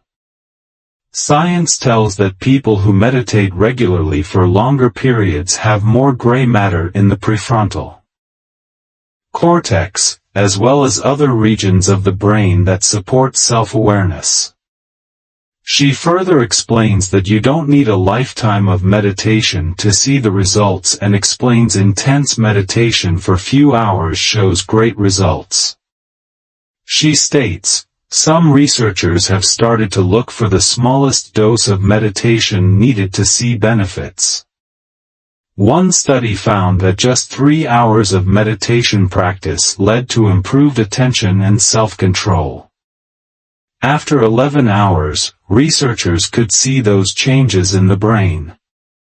The new meditators had increased neural connections between regions of the brain important for staying focused, ignoring distractions, and controlling impulses. Another study found that 8 weeks of daily meditation practice led to increased self-awareness in everyday life, as well as increased gray matter in corresponding areas of the brain.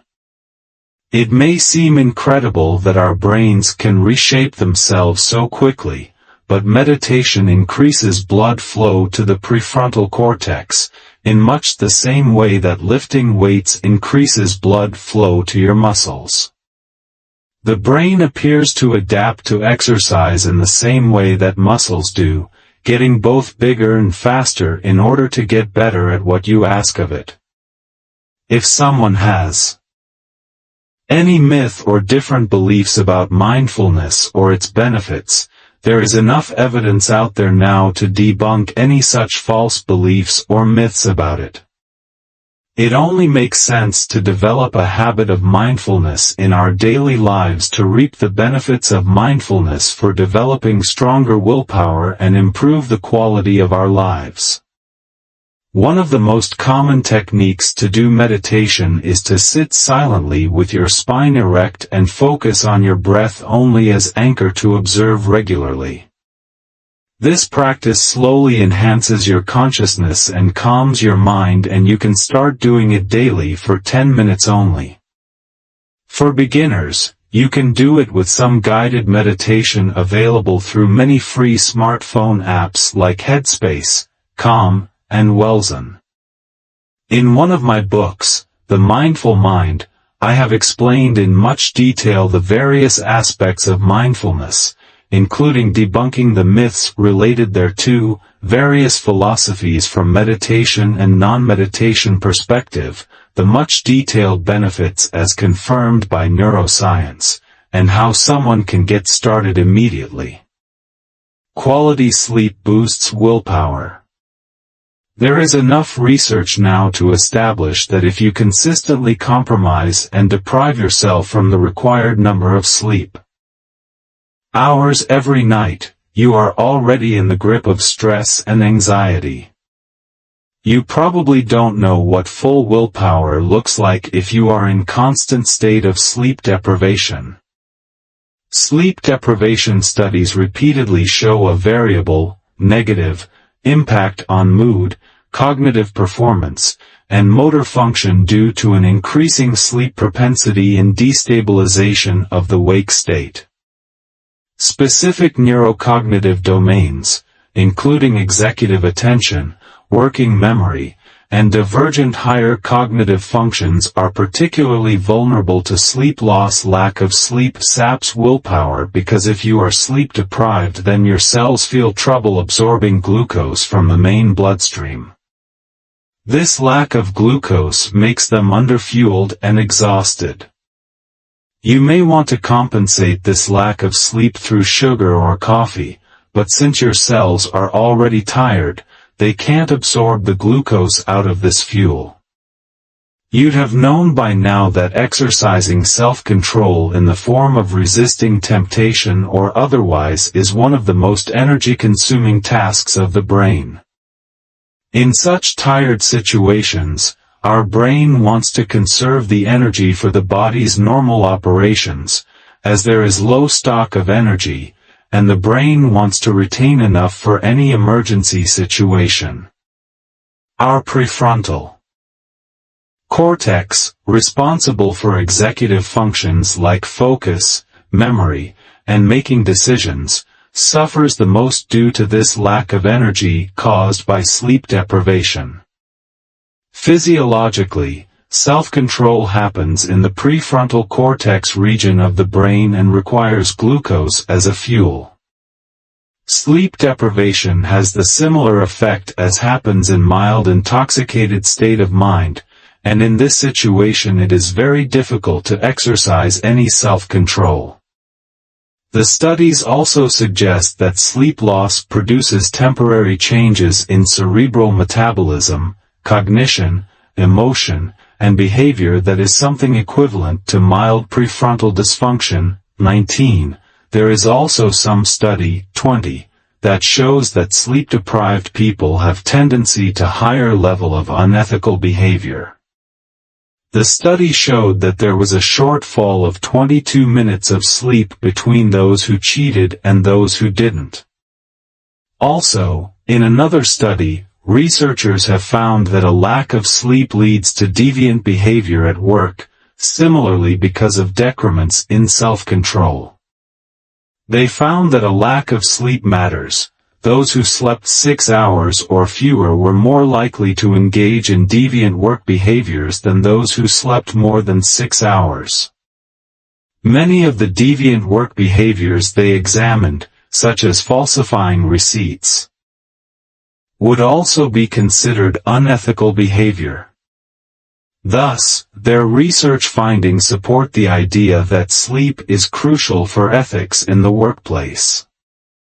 The reason is attributable to lack in willpower and self-control abilities due to lack of sleep, as already explained in the study above. If you are truly sincere about boosting your willpower, focus on ensuring that you get the right quantity and quality of sleep every night. You would ask how much sleep you would need, and how to ensure a quality sleep. Notably, National Sleep Foundation in its study, 21, about sleep time duration and recommendations came out with below results about the minimum number of hours of sleep requirement for people of different age groups. The study panel agreed that, for healthy individuals with normal sleep, the appropriate sleep duration should be as follows: for newborns, between 14 and 17 hours, infants, between 12 and 15 hours, toddlers, between 11 and 14 hours, preschoolers, between 10 and 13 hours, school-aged children, between 9 and 11 hours, teenagers, between 8 to 10 hours, 7 to 9 hours for young adults, and 7 to 8 hours of sleep for older adults. How to get quality sleep. It is not only the hours of sleep that matter, rather you should ensure that you get a quality of sleep. Sleep is not a robotic process that will immediately get you to sleep. You have to create a right atmosphere to get quality sleep. Here is what Dr. Deepak Chopra, the author of best-selling book The 7 Spiritual Laws of Success, suggests some great tips. 22. For getting a restful night's sleep, eat only a light meal in the evening, before 7:30 if possible. While the timing portion may be difficult to follow for someone, at least for me, I agree that one should have lesser portion of meal, so that your brain is not spending all its energy on digestion of the food. Go for a leisurely walk after dinner. Be in bed by 10 p.m. Take down your thoughts from the day in a journal before going to bed so that your mind doesn't keep you awake. Also, in his book Sleep Smarter, Sean Stevenson has explained that the time between 10 p.m. to 12 midnight is the best time to get in your bed. After that time, you'll find it very difficult to get into sleep mode. Move your body and generate willpower at will. You have already heard that most of the wonderful things in the life come at no cost or so inexpensive that anyone can afford it. Your breath, smile, walk, being mindful are all freely available to you. One simple habit of infusing physical exercise in your day-to-day life has the potential to improve your self-control to a large extent. Exercise's effects are not merely restricted to keeping your body fit, they have overarching advantages for mental strength as well. There was a study conducted by Australian scientist Megan Oden in which she told a few men and women ranging from age 18 to 50 to exercise regularly for a period of 2 months, nothing like a medical prescription or some other complex scientific experiment. The results after 2 months of exercise were more than stunning. These people reduced their habit of smoking, drinking, and caffeine intake significantly after the 2 months period. There were many other behavior changes. They were spending less time on watching TV and studying more. They were able to control their impulse to spend money on unnecessary things. Some research, 23, on Australian adults even say that people who don't do physical exercise have chances of dying earlier as compared to people who do exercise. Now, this even gives you a much bigger reason to exercise, and it gives you double advantage. 1, you will improve your longevity, and secondly, it will improve your self-control abilities. Kelly McGonigal in her book Willpower Instinct explains the wonderful benefits of exercise on the self-control. Exercise turns out to be the closest thing to a wonder drug that self-control scientists have discovered. For starters, the willpower benefits of exercise are immediate. 15 minutes on a treadmill reduces cravings, as seen when researchers try to tempt dieters with chocolate and smokers with cigarettes. The long-term effects of exercise are even more impressive. It not only relieves ordinary, everyday stress, but it's as powerful an antidepressant as Prozac. Working out also enhances the biology of self-control by increasing baseline heart rate variability and training the brain. When neuroscientists have peered inside the brains of new exercisers, they have seen increases in both gray matter, brain cells, and white matter, the insulation on brain cells that helps them communicate quickly and efficiently with each other. Physical exercise, like meditation, makes your brain bigger and faster, and the prefrontal cortex shows the largest training effect. McGonigal recommends moving out of your normal place regularly to develop your willpower muscle. She calls this a 5-minute green willpower fill-up and suggests that just 5 minutes of green exercise reduces stress, improves mood, enhances focus, and boosts self-control. Exercising outside in short spurts have a more powerful impact than longer workouts in indoor gyms or health clubs. Use cold shower to strengthen your willpower muscle. Taking cold showers is in itself an exercise of the willpower muscle. Of course, muscles get fatigued by exercise, but it is only through the exercise that they get stronger in the long run. When you are about to enter into a cold shower for the first time, each cell of your body will scream and resist you from entering into the water. But you go ahead and get under the shower.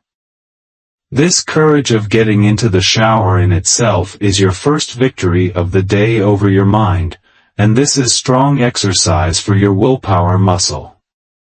Tony Robbins states that he starts his day by jumping into a cold water pool. There are scientifically backed up various benefits as well to this exercise. One study, 24, shows that cold showers help to relieve symptoms of depression. Due to the high density of cold receptors in the skin, taking a cold shower sends an overwhelming amount of electrical impulses from peripheral nerve endings to the brain, which can result in an antidepressive effect. Also, cold showers tend to improve the tolerance to the stress stimuli. Cold showers help to improve the quality of sleep, and that's the reason insomniacs are often recommended to take cold showers.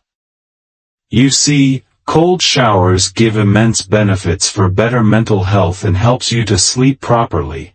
With better sleep and reduction of stress, remember stress eats willpower, you improve your self-discipline muscles. Don't break the chain. Jerry Seinfeld, the famous comedian, was once asked the secret of his craft and how he comes up with so many original jokes, as reported in one news article. The young reporter who asked Jerry wanted to know the secret of his productivity and creativity.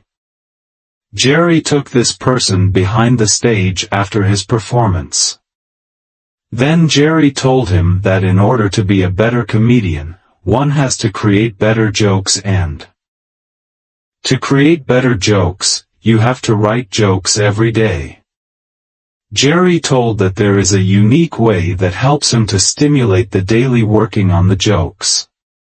He apprised the young man that he used a unique big calendar on his wall, which shows all the days of the year printed on it.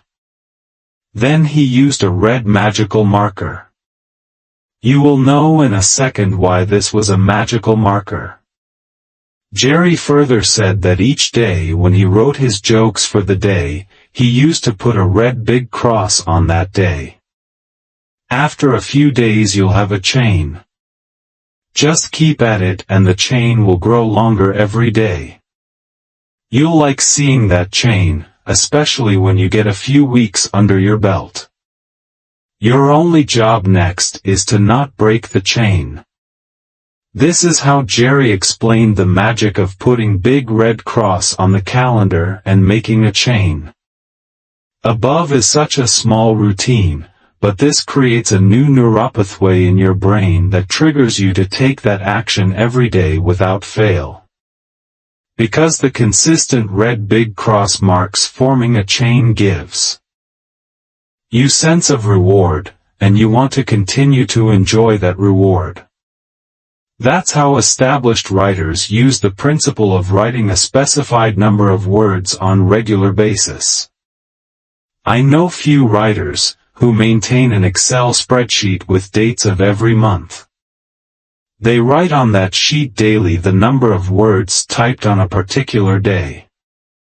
This specific practice, while on one hand develops a chain, as explained above, but the additional benefit of measuring their progress in specific number of words helps them to see the previous records. This motivates them to write more and create more quality work because quantity eventually creates quality.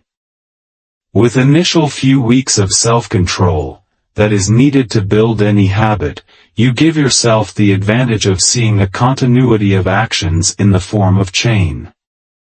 This chain ties not only your actions, but ties you as well to not miss marking that red big cross on your calendar.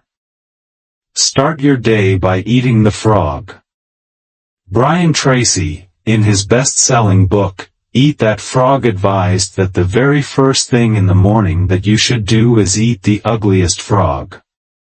By ugliest frog, he intends to means your difficult but high-value activity, which, if done, will be a significant achievement for the day, and other activities will seem comparatively of lesser importance. In my journey as an author, one of the hardest parts is being creative and writing a massive number of words on paper. Therefore, I have chosen for myself to write a specified numbers of hours or a specified number of words on daily basis, first thing in the morning. After writing for a dedicated period or number of words, it generates a sense of satisfaction that now I have handled a difficult and one of the most important tasks, and therefore, I can start working smoothly on the other projects. Why is it advisable to do that and not just simply start your day by checking your emails or social media posts? It is because when you wake in the morning, after a full night of sleep, your energy levels and willpower are at its peak. But, as you know the concept of willpower depletion, you lose willpower when you go further in your day. Therefore, the "eat that frog" principle is not an empty rhetoric, rather it has biological basis behind it. You will get two benefits out of this habit of handling the difficult task first. You will develop your willpower muscle by doing the things that are most difficult, like cold shower example, but an important one. By some initial period of self-discipline, you will develop a habit of handling your most important tasks first. With that, you will see that the latter part of your days goes quite smoothly. You work on other projects fast, as you have set the momentum of the day, and don't get into stressful environments. You don't need to immediately start on all of the strategies stated in this section. Just start building one or two habits that resonate most with you, as a part of your routine. You will realize some improvements in your self-control abilities in a matter of few weeks, as you see them in your behavior and action. If you are sincere and willing to learn the self-discipline strategies followed by one of the toughest armed forces in the world, the next section will unravel how these soldiers build their mental toughness and willpower to come out victorious in extremely difficult situations. Chapter 7: Mental Toughness Strategies of Navy SEALs. Self-discipline is about controlling your desire and impulses while staying focused on what needs to get done to achieve your goal. Adam Sikinski. The United States Navy Sea, Air, and Land teams, commonly known as the Navy SEALs, are one of the most feared and respected fighting forces in the world. For those tough enough to earn their place in this elite battalion, self-discipline is cited by trainees and veterans across the board as one of the primary reasons for their success. The SEALs train soldiers to develop their self-discipline beyond what most people have. They have to be physically and mentally stronger and faster. They have to follow orders and conduct missions where self-discipline, or the lack of it, can mean the difference between life and death. If you've ever wondered how to get self-discipline like a Navy SEAL, here's a little insight. The Navy SEALs are obviously coveted, and their ability to hone warriors above and beyond the other branches of the military is of gigantic proportions. This is due to the training and self-discipline they impose on their recruits. They expect you not to give up the moment you start to falter or see an initial sign of failure. They push you to push yourself, and the way that is done is through self-discipline. In your mind, you must observe your own directive, your goal, order yourself to complete your mission, and use self-discipline to obey your command. Not everyone makes the cut to be a SEAL, but those that do could endure the rigors of SEAL training not only because they had the physical prowess but also strong self-discipline. 4 Pillars of Mental Toughness. The Neuroscience Division of the Navy developed a handbook for the SEALs called the 4 Pillars of Mental Toughness, which laid out the basic tenets of the 4 areas that one needs to gain control over, calling for strong self-discipline in order to do so. The 4 pillars were designed as a journey for each recruit, who must not only be physically capable of overcoming obstacles, but must be able to face fear, and in some cases their own mortality, in their efforts to become the best of the best. Let's break down the 4 pillars and see how each one can help you master your self-discipline. 1. Setting goals. Like any successful journey, it always starts with a plan. Setting goals gives you something to work toward, with progress that can be measured. Having concrete goals reinforces self-discipline because you will be bound to those goals until either completion or abandonment. Ultimately, having goals gives you drive even when you feel like quitting. This is considered to be the first step towards gaining the self-discipline required of a Navy SEAL. Goal setting can be divided up into short and long-term goals. For short-term goals, you'll want to select a goal that is more likely to get accomplished in a relatively short time.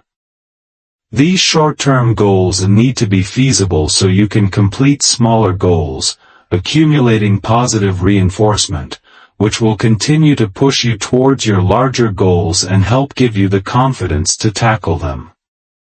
Ideally, your short-term goals will be in service to your long-term goals that you can gradually work towards. 1. Mental visualization. This technique is extolled by successful luminaries from Fortune 100 CEOs to Hollywood celebrities and spiritual gurus alike. It is the practice of mentally visualizing your success. By visualizing where you want to be, you can positively affect your goal setting, allowing you to better focus on those goals. If you know where you want to be, it's easier to draw the map to get you there. One of the most prominent purveyors of mental visualization is the award-winning actor and comic Jim Carrey. As he tells it, when he was first starting out his career, he wrote himself a note stating that he would earn $10 million one day, and every day he would reference this note, visualizing that he's earning millions of dollars. How he visualized himself achieving his goal is unimportant, but what is important is that he had the mental wherewithal to continually push himself to envision his future and his success every single day. Visualization is one of the easier techniques of self-discipline, as it allows you the freedom to dream up whatever goals you wish to attempt. This is where you want to be specific in your goal setting. Once you have the image burned into your mind, write it down. When you commit your visualized goal to paper, it becomes more real, more tangible, more attainable. Now you'll want to include reading your note to yourself as part of your everyday routine. While it's recommended that you start your day off with your note, you can remind yourself of this goal any time of day. 1. Positive self-talk. Did you know that if you talk to plants, they grow stronger? Similarly, humans can talk positively to themselves, which has been proven to reinforce self-esteem, and in turn, success. Positive self-talk is when you act as your own cheerleader when things get tough. Navy SEALs aren't allowed to die, so they need to be able to talk themselves back from the brink if they need to. That's where practicing positive self-talk will save you. Whether it's telling yourself, you can do it, or, it's not the end of the world, practicing positive self-talk will help you get through the worst. When you use positive self-talk in conjunction with visualization, this can be a powerful combo. By talking yourself up, you'll be able to push yourself that much harder. If you're your own champion, you can't possibly fail. Sometimes though, people can struggle with using positive self-talk.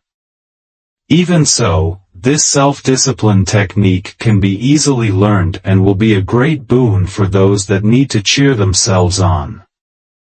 In terms of the SEAL teams themselves, these warriors must use positive self-talk to get themselves through some of the harshest battle conditions, including scenarios of torture or worse.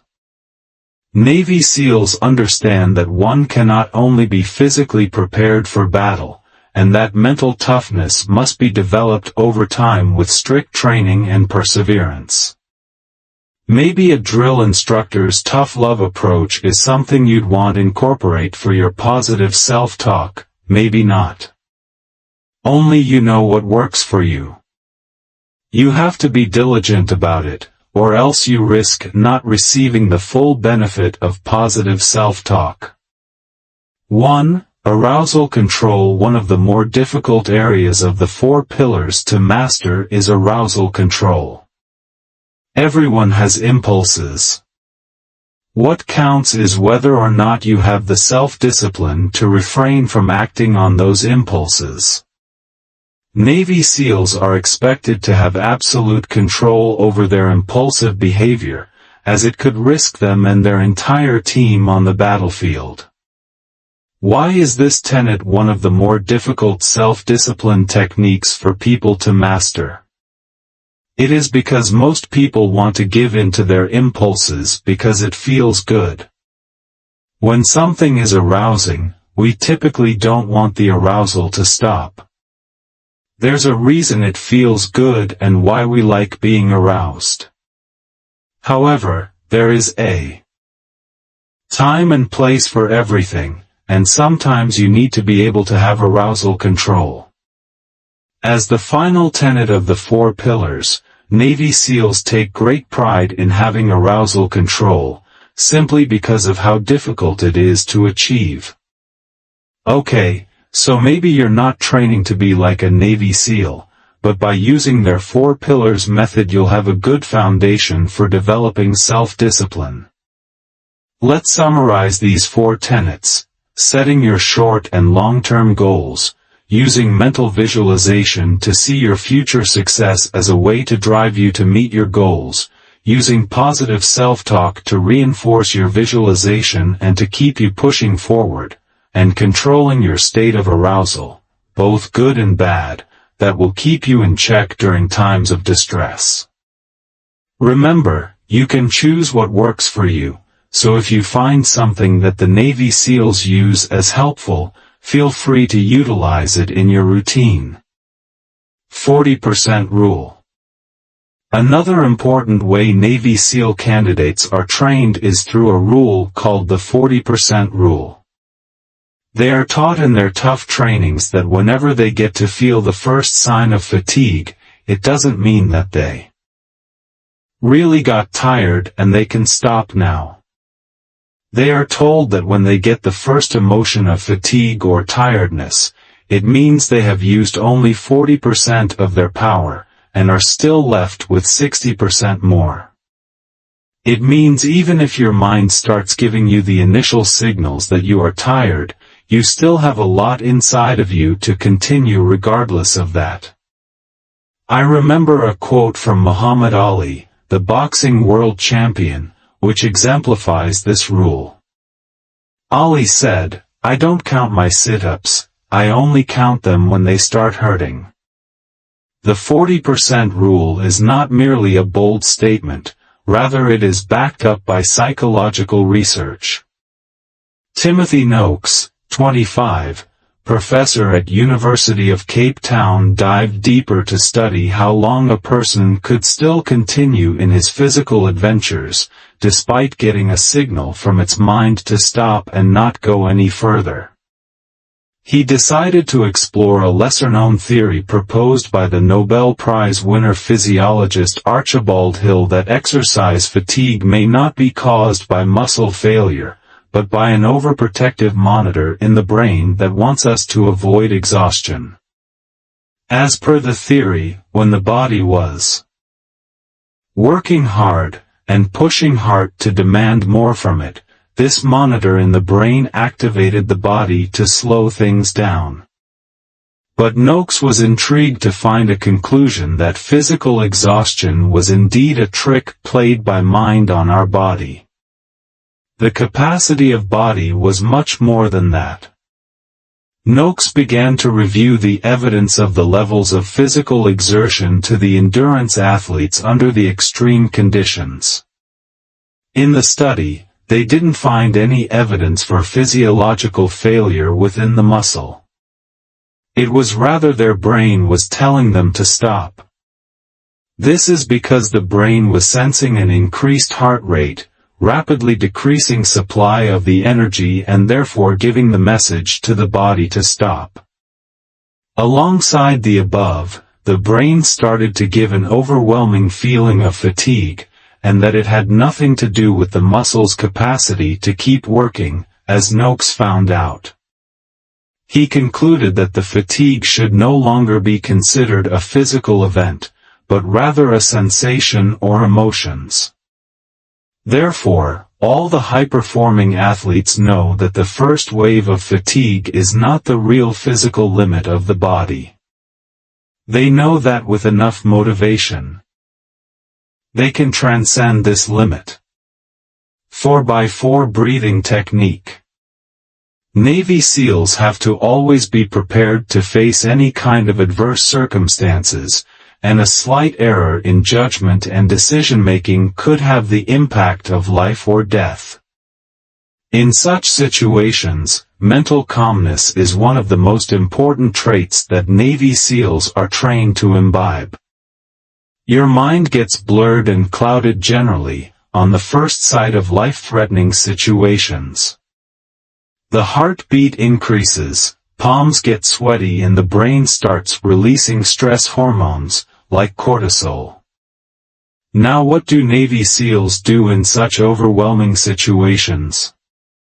They follow a simple breath technique called 4x4 breathing. Under this technique, they breathe in for a period of 4 seconds, and breath out steadily for 4 seconds. They keep on repeating it until their heartbeat slows down and normalizes. Anyone can imagine how hard it is to focus and think clearly when you are in a stressed and overwhelming state of mind. Therefore this 4x4 technique helps immediately to bring calmness and enables you to think clearly and make better decisions quicker. This breathing technique is again based on the principles of mindfulness practice. Because you make your breath as an anchor to focus, that brings centeredness in your mind. This approach calms down the amygdala, which is the fear center of your brain, and helps you to get out of the fight, flight, or freeze situation. The next time you feel overwhelmed with your work or business, try the 4x4 breathing technique. It's important to always remain calm at work because a stressed mind cannot think clearly nor create new ideas. If you want to perform your best even during stressful periods and continue to make good decisions and innovate, try out this simple but very effective 4x4 technique. Since this technique helps Navy SEALs, this will definitely help you in your situations, which in all probabilities are way less strenuous than those of Navy SEALs. Navy SEALs' 4 tenets of mental toughness can help anyone to develop the highest level of self-control while staying away from distracting temptations. Navy SEALs' example shows that everyone has much more stamina and potential, even if their mind signals them to stop. Finally, the universally acceptable mindfulness principles, as used by Navy SEALs, are accessible to everyone, and one should use them to develop a calm and focused mind to progress in his or her pursuits. Chapter 8. Take charge of your emotions and foster self-control.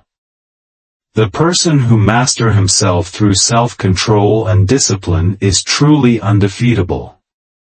Buddha. Surfing your urges exercise.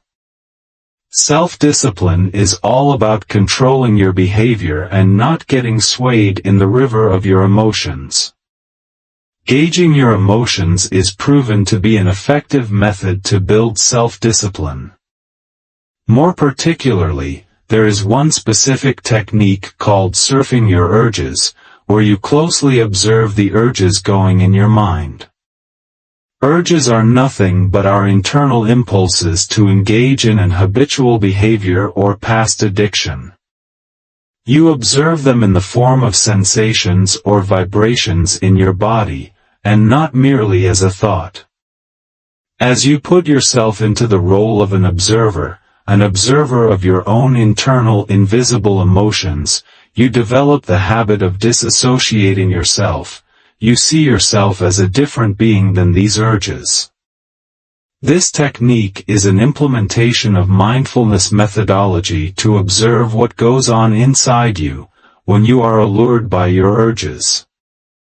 An experiment was conducted regarding surfing the urges by researcher Sarah Brown from University of Washington, Seattle, as cited in her book Willpower Instinct by Kelly McGonigal, author and psychology researcher.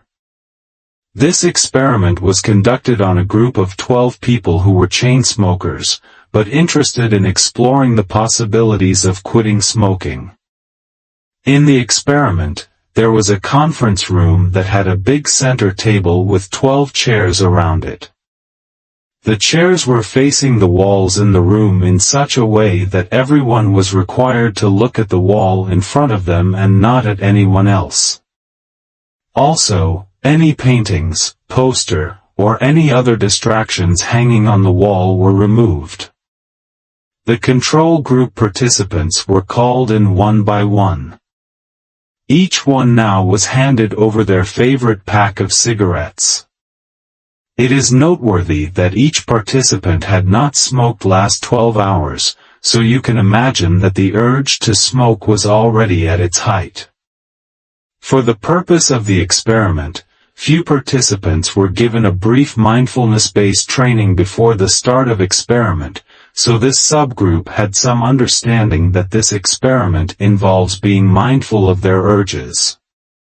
Each participant was asked to hold their pack of cigarette in hands in front of them, so they could see it. They were told to open their packet and take out a cigarette. The participants were given further directions in this urge surfing exercise. In each step, they had to pause and observe their inner feelings. They were told to put the cigarette on their lips, even flick their lighter on, but they were not allowed to light the cigarette.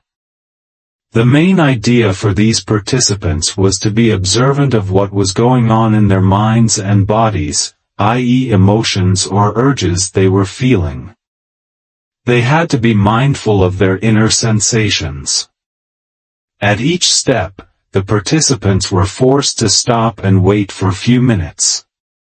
Bowen wanted to ensure that each of the participants should suffer through the kind of intense cravings that often lead to failure of attempts of quitting smoking. The real objective was to see where this kind of mindfulness practice can help to resist the urges. The experiment continued for half an hour. But after experiment was over, the participants were not subjected to any self-control routine, nor were they required to follow this urge surfing exercise anymore in the following days. They were just required to do one thing, just to keep a count of cigarettes they smoke per day along with their daily mood and the intensity of the urge to smoke. After a week of this experiment, it was observed by the researchers that the experimental group that had some training about the use of mindfulness in the process reduced their cravings by 37%. The above technique of surfing the urge can be applied to any of your urges, be it eating an additional large slice of double cheese pizza, a big bite of chocolate cake, or binging on Netflix. Some of you might wonder why the experiment worked in reducing the cravings because, so far in the book, you noted that willpower is limited and depletes by usage. You also noted that exercising self-control consumes a huge amount of willpower from our brain. The thing that made a difference here was the use of mindfulness. It was not merely suppressing the urges in this example. It was an experiment to test the effectiveness of mindfulness to build self-discipline. Therefore, it was necessary in the experiment to observe the emotions, strong cravings, and take them to such a level where people fail in their attempt to quit any bad habit. In the experiment above, the researcher tried to find the effectiveness of mindfulness in building willpower and concluded that mindfulness helps to reduce cravings and build self-discipline. The underlying logic for positive outcomes in the experiment was that being mindful of your urges helps you to separate you from those urges. You start to see them different from you. When the urge or craving is at its peak, it can be compared to a wave in the ocean. It would build in intensity, but ultimately dissolve in the water. So your job is not to fight with that way, not to give in, rather to ride on the wave and keep observing the ups and downs of the wave. By experiencing the urges, it helps you to separate or disengage yourself from these emotions.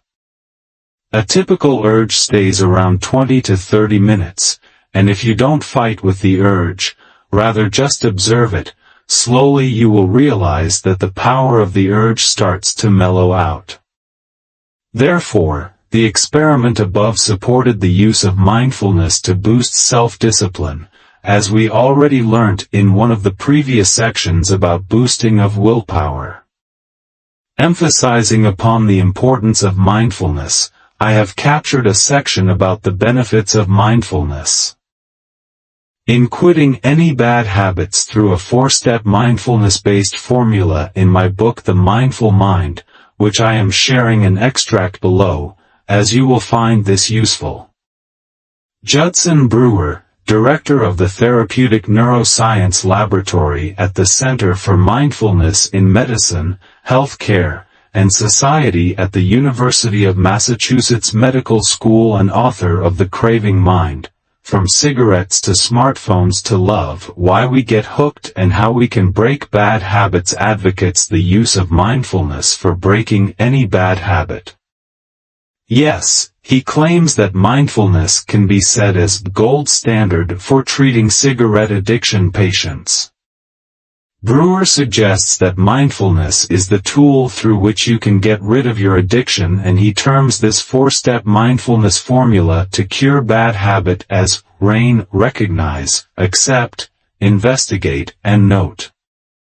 Brewer explains that in order to get rid of any bad habits or so-called addiction, there are 4 stages involved and directly or indirectly involves mindfulness of the situation. Let's elaborate this one by taking example of any of your addictions. 1. Recognize. Whenever you feel a craving for smoking or drinking, the first step is to recognize the feeling of craving in your body. In my case, while writing this book, I am intermittently thinking of switching my attention to something different that will give me instant gratification, like checking something on Facebook. Once you realize what you're craving, you shouldn't immediately run to grab that thing or get trapped by that emotional feeling, rather you need to recognize that feeling at that moment. 1. Accept. The next step is to accept that feeling arising in your body. That's a bit tricky and difficult. It often hurts. Now the good part is you don't have to do anything yet. But the difficult stuff is that you are feeling uncomfortable and want to scratch that itch, but you can't do that. Brewer recommended that you have to acknowledge your acceptance in a small active way, like nod your head or just say, "Okay, I got you." 1. Investigate. The next logical step in the process is the thinking work. You have to analyze the reason behind your bad habit or addiction. Why do you want to go out and smoke? Why do I want to switch the tab and get distracted while writing? You shouldn't compel your mind not to think about that, rather you have to arouse curiosity about why that craving is coming. Here is the role of mindfulness. As your craving grows, you see how it feels in your body. The main point here is to get disengaged with that craving. Precisely for the reason that you are not that thought. You are separate from that thought. 1. Note: the fourth step is to take mental note of the emotions arising in your body. Just give a single word or short phrase to put a label on what you feel. There is a neuroscience behind this noting. Taking a note of emotion reduces the impact of the emotions. Alex Korb, Ph.D. in his book The Upward Spiral explains the science behind this mental noting. In one fMRI study, appropriately titled Putting Feelings into Words, participants viewed pictures of people with emotional facial expressions. Predictably, each participant's amygdala activated to the emotions in the picture. But when they were asked to name the emotion, the ventrolateral prefrontal cortex activated and reduced the emotional amygdala reactivity. In other words, consciously recognizing the emotions reduced their impact. The effective way to master your emotions and control your urges is to create a distance between you and your urges. Since your emotions and urges are so deeply ingrained in you that you feel as if you are those urges, therefore it is important to build that distance. It is possible only through the power of mindfulness, which literally puts you in the shoes of a witness or an outside observer, that the magic starts happening.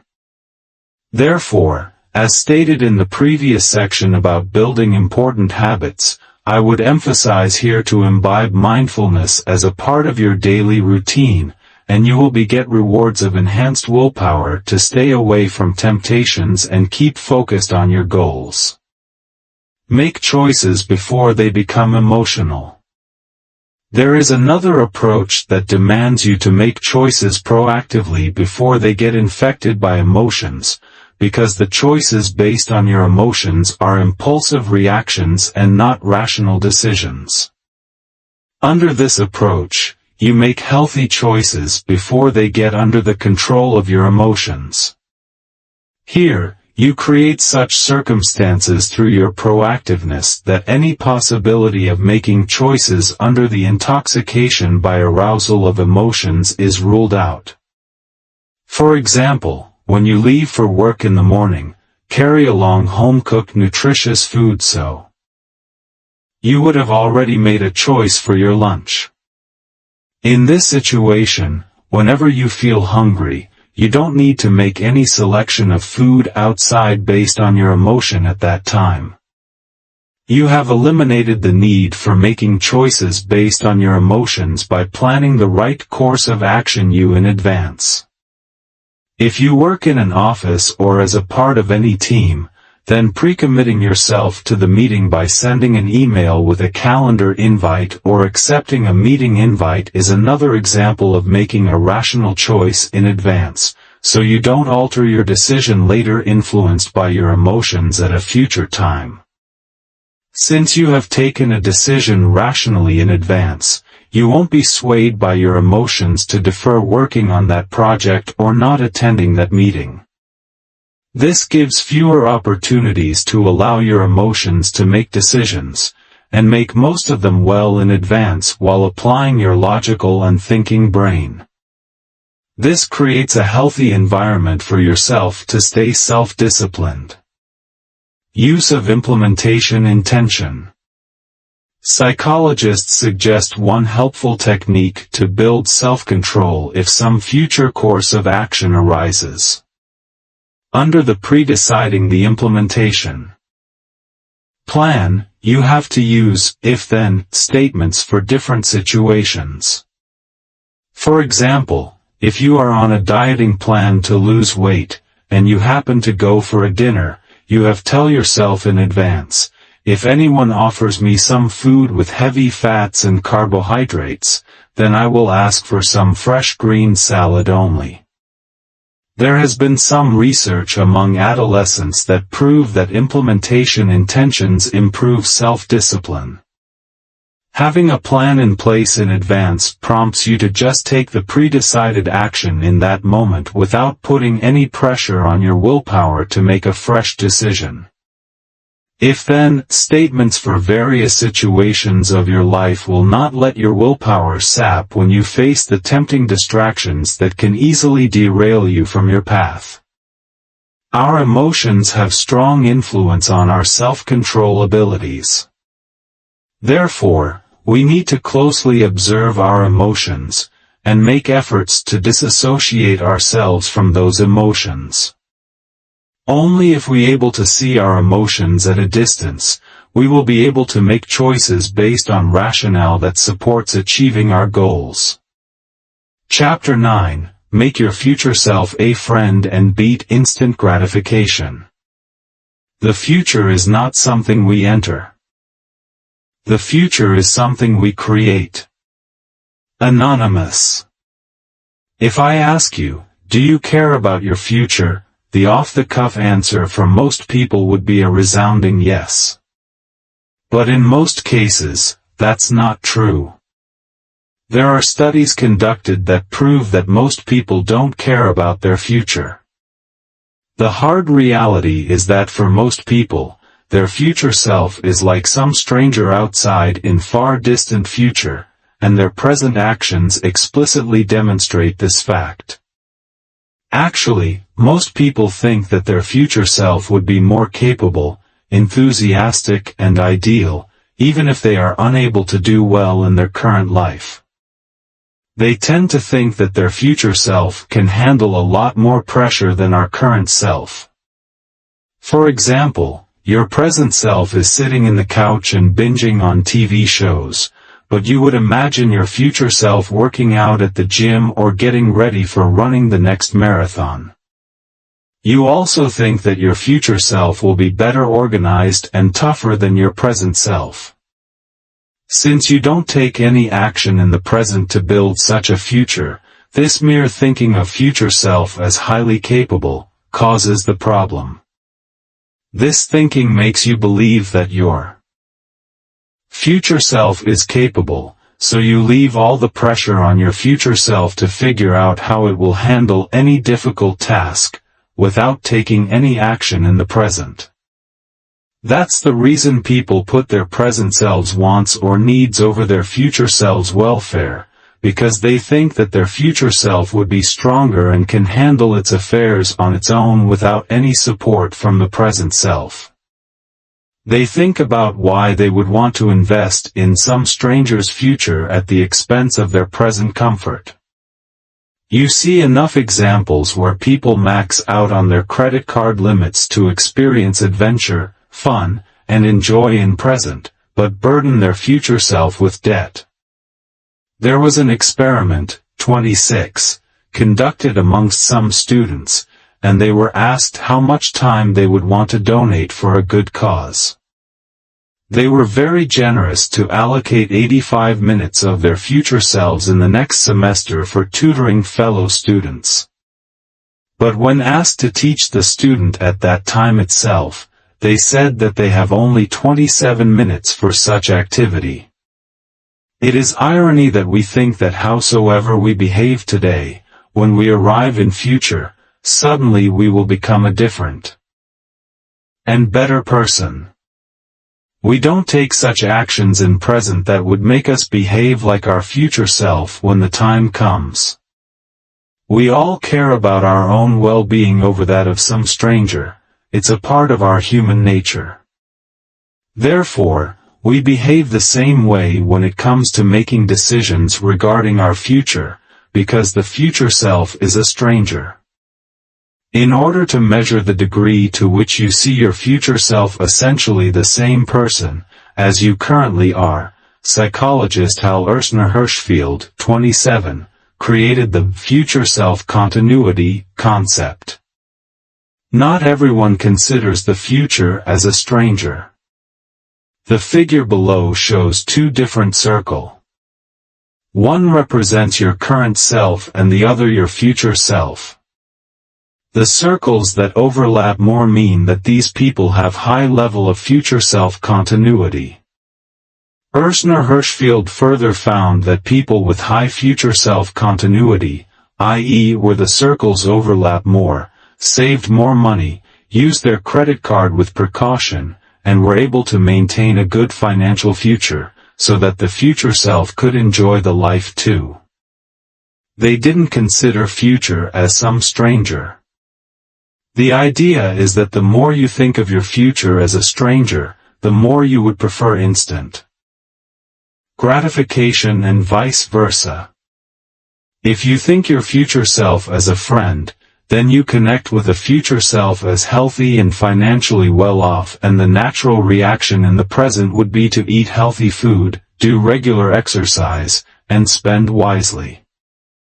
Through 4 studies conducted, Hal Ersner Hirschfield observed that participants interacted with realistic computer renderings of their future selves using immersive virtual reality hardware and interactive decision aids.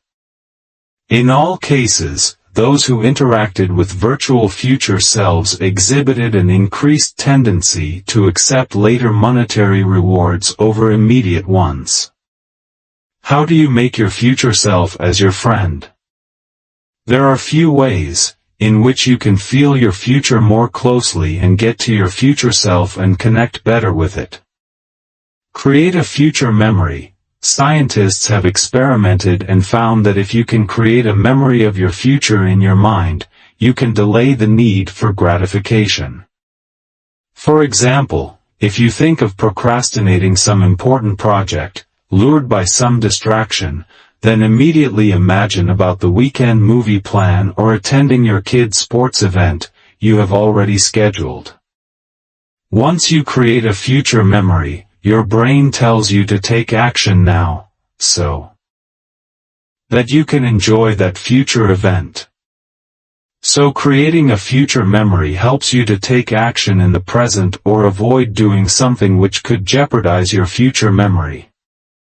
Imagination about a better future self. This is slightly different than the one before. Here you have to imagine yourself as a different person, as compared to your present you. In one experiment, some couch potatoes were asked to imagine either a better future self who exercised regularly and enjoyed vibrant health and energy, or a dreading future self who was inactive and suffered health consequences. Both visualizations put these people into action immediately, and they were exercising more frequently 2 months later than a control group that did not imagine a future self. Therefore, until you see your future self as your friend, you will continue to pay more attention to your present comfort at the cost of sacrificing the betterment of your future self. When you realize that your future self is your friend, you will improve your self-control abilities to delay gratification. You will not surrender before your temptations, as you would start thinking the image of a better future self.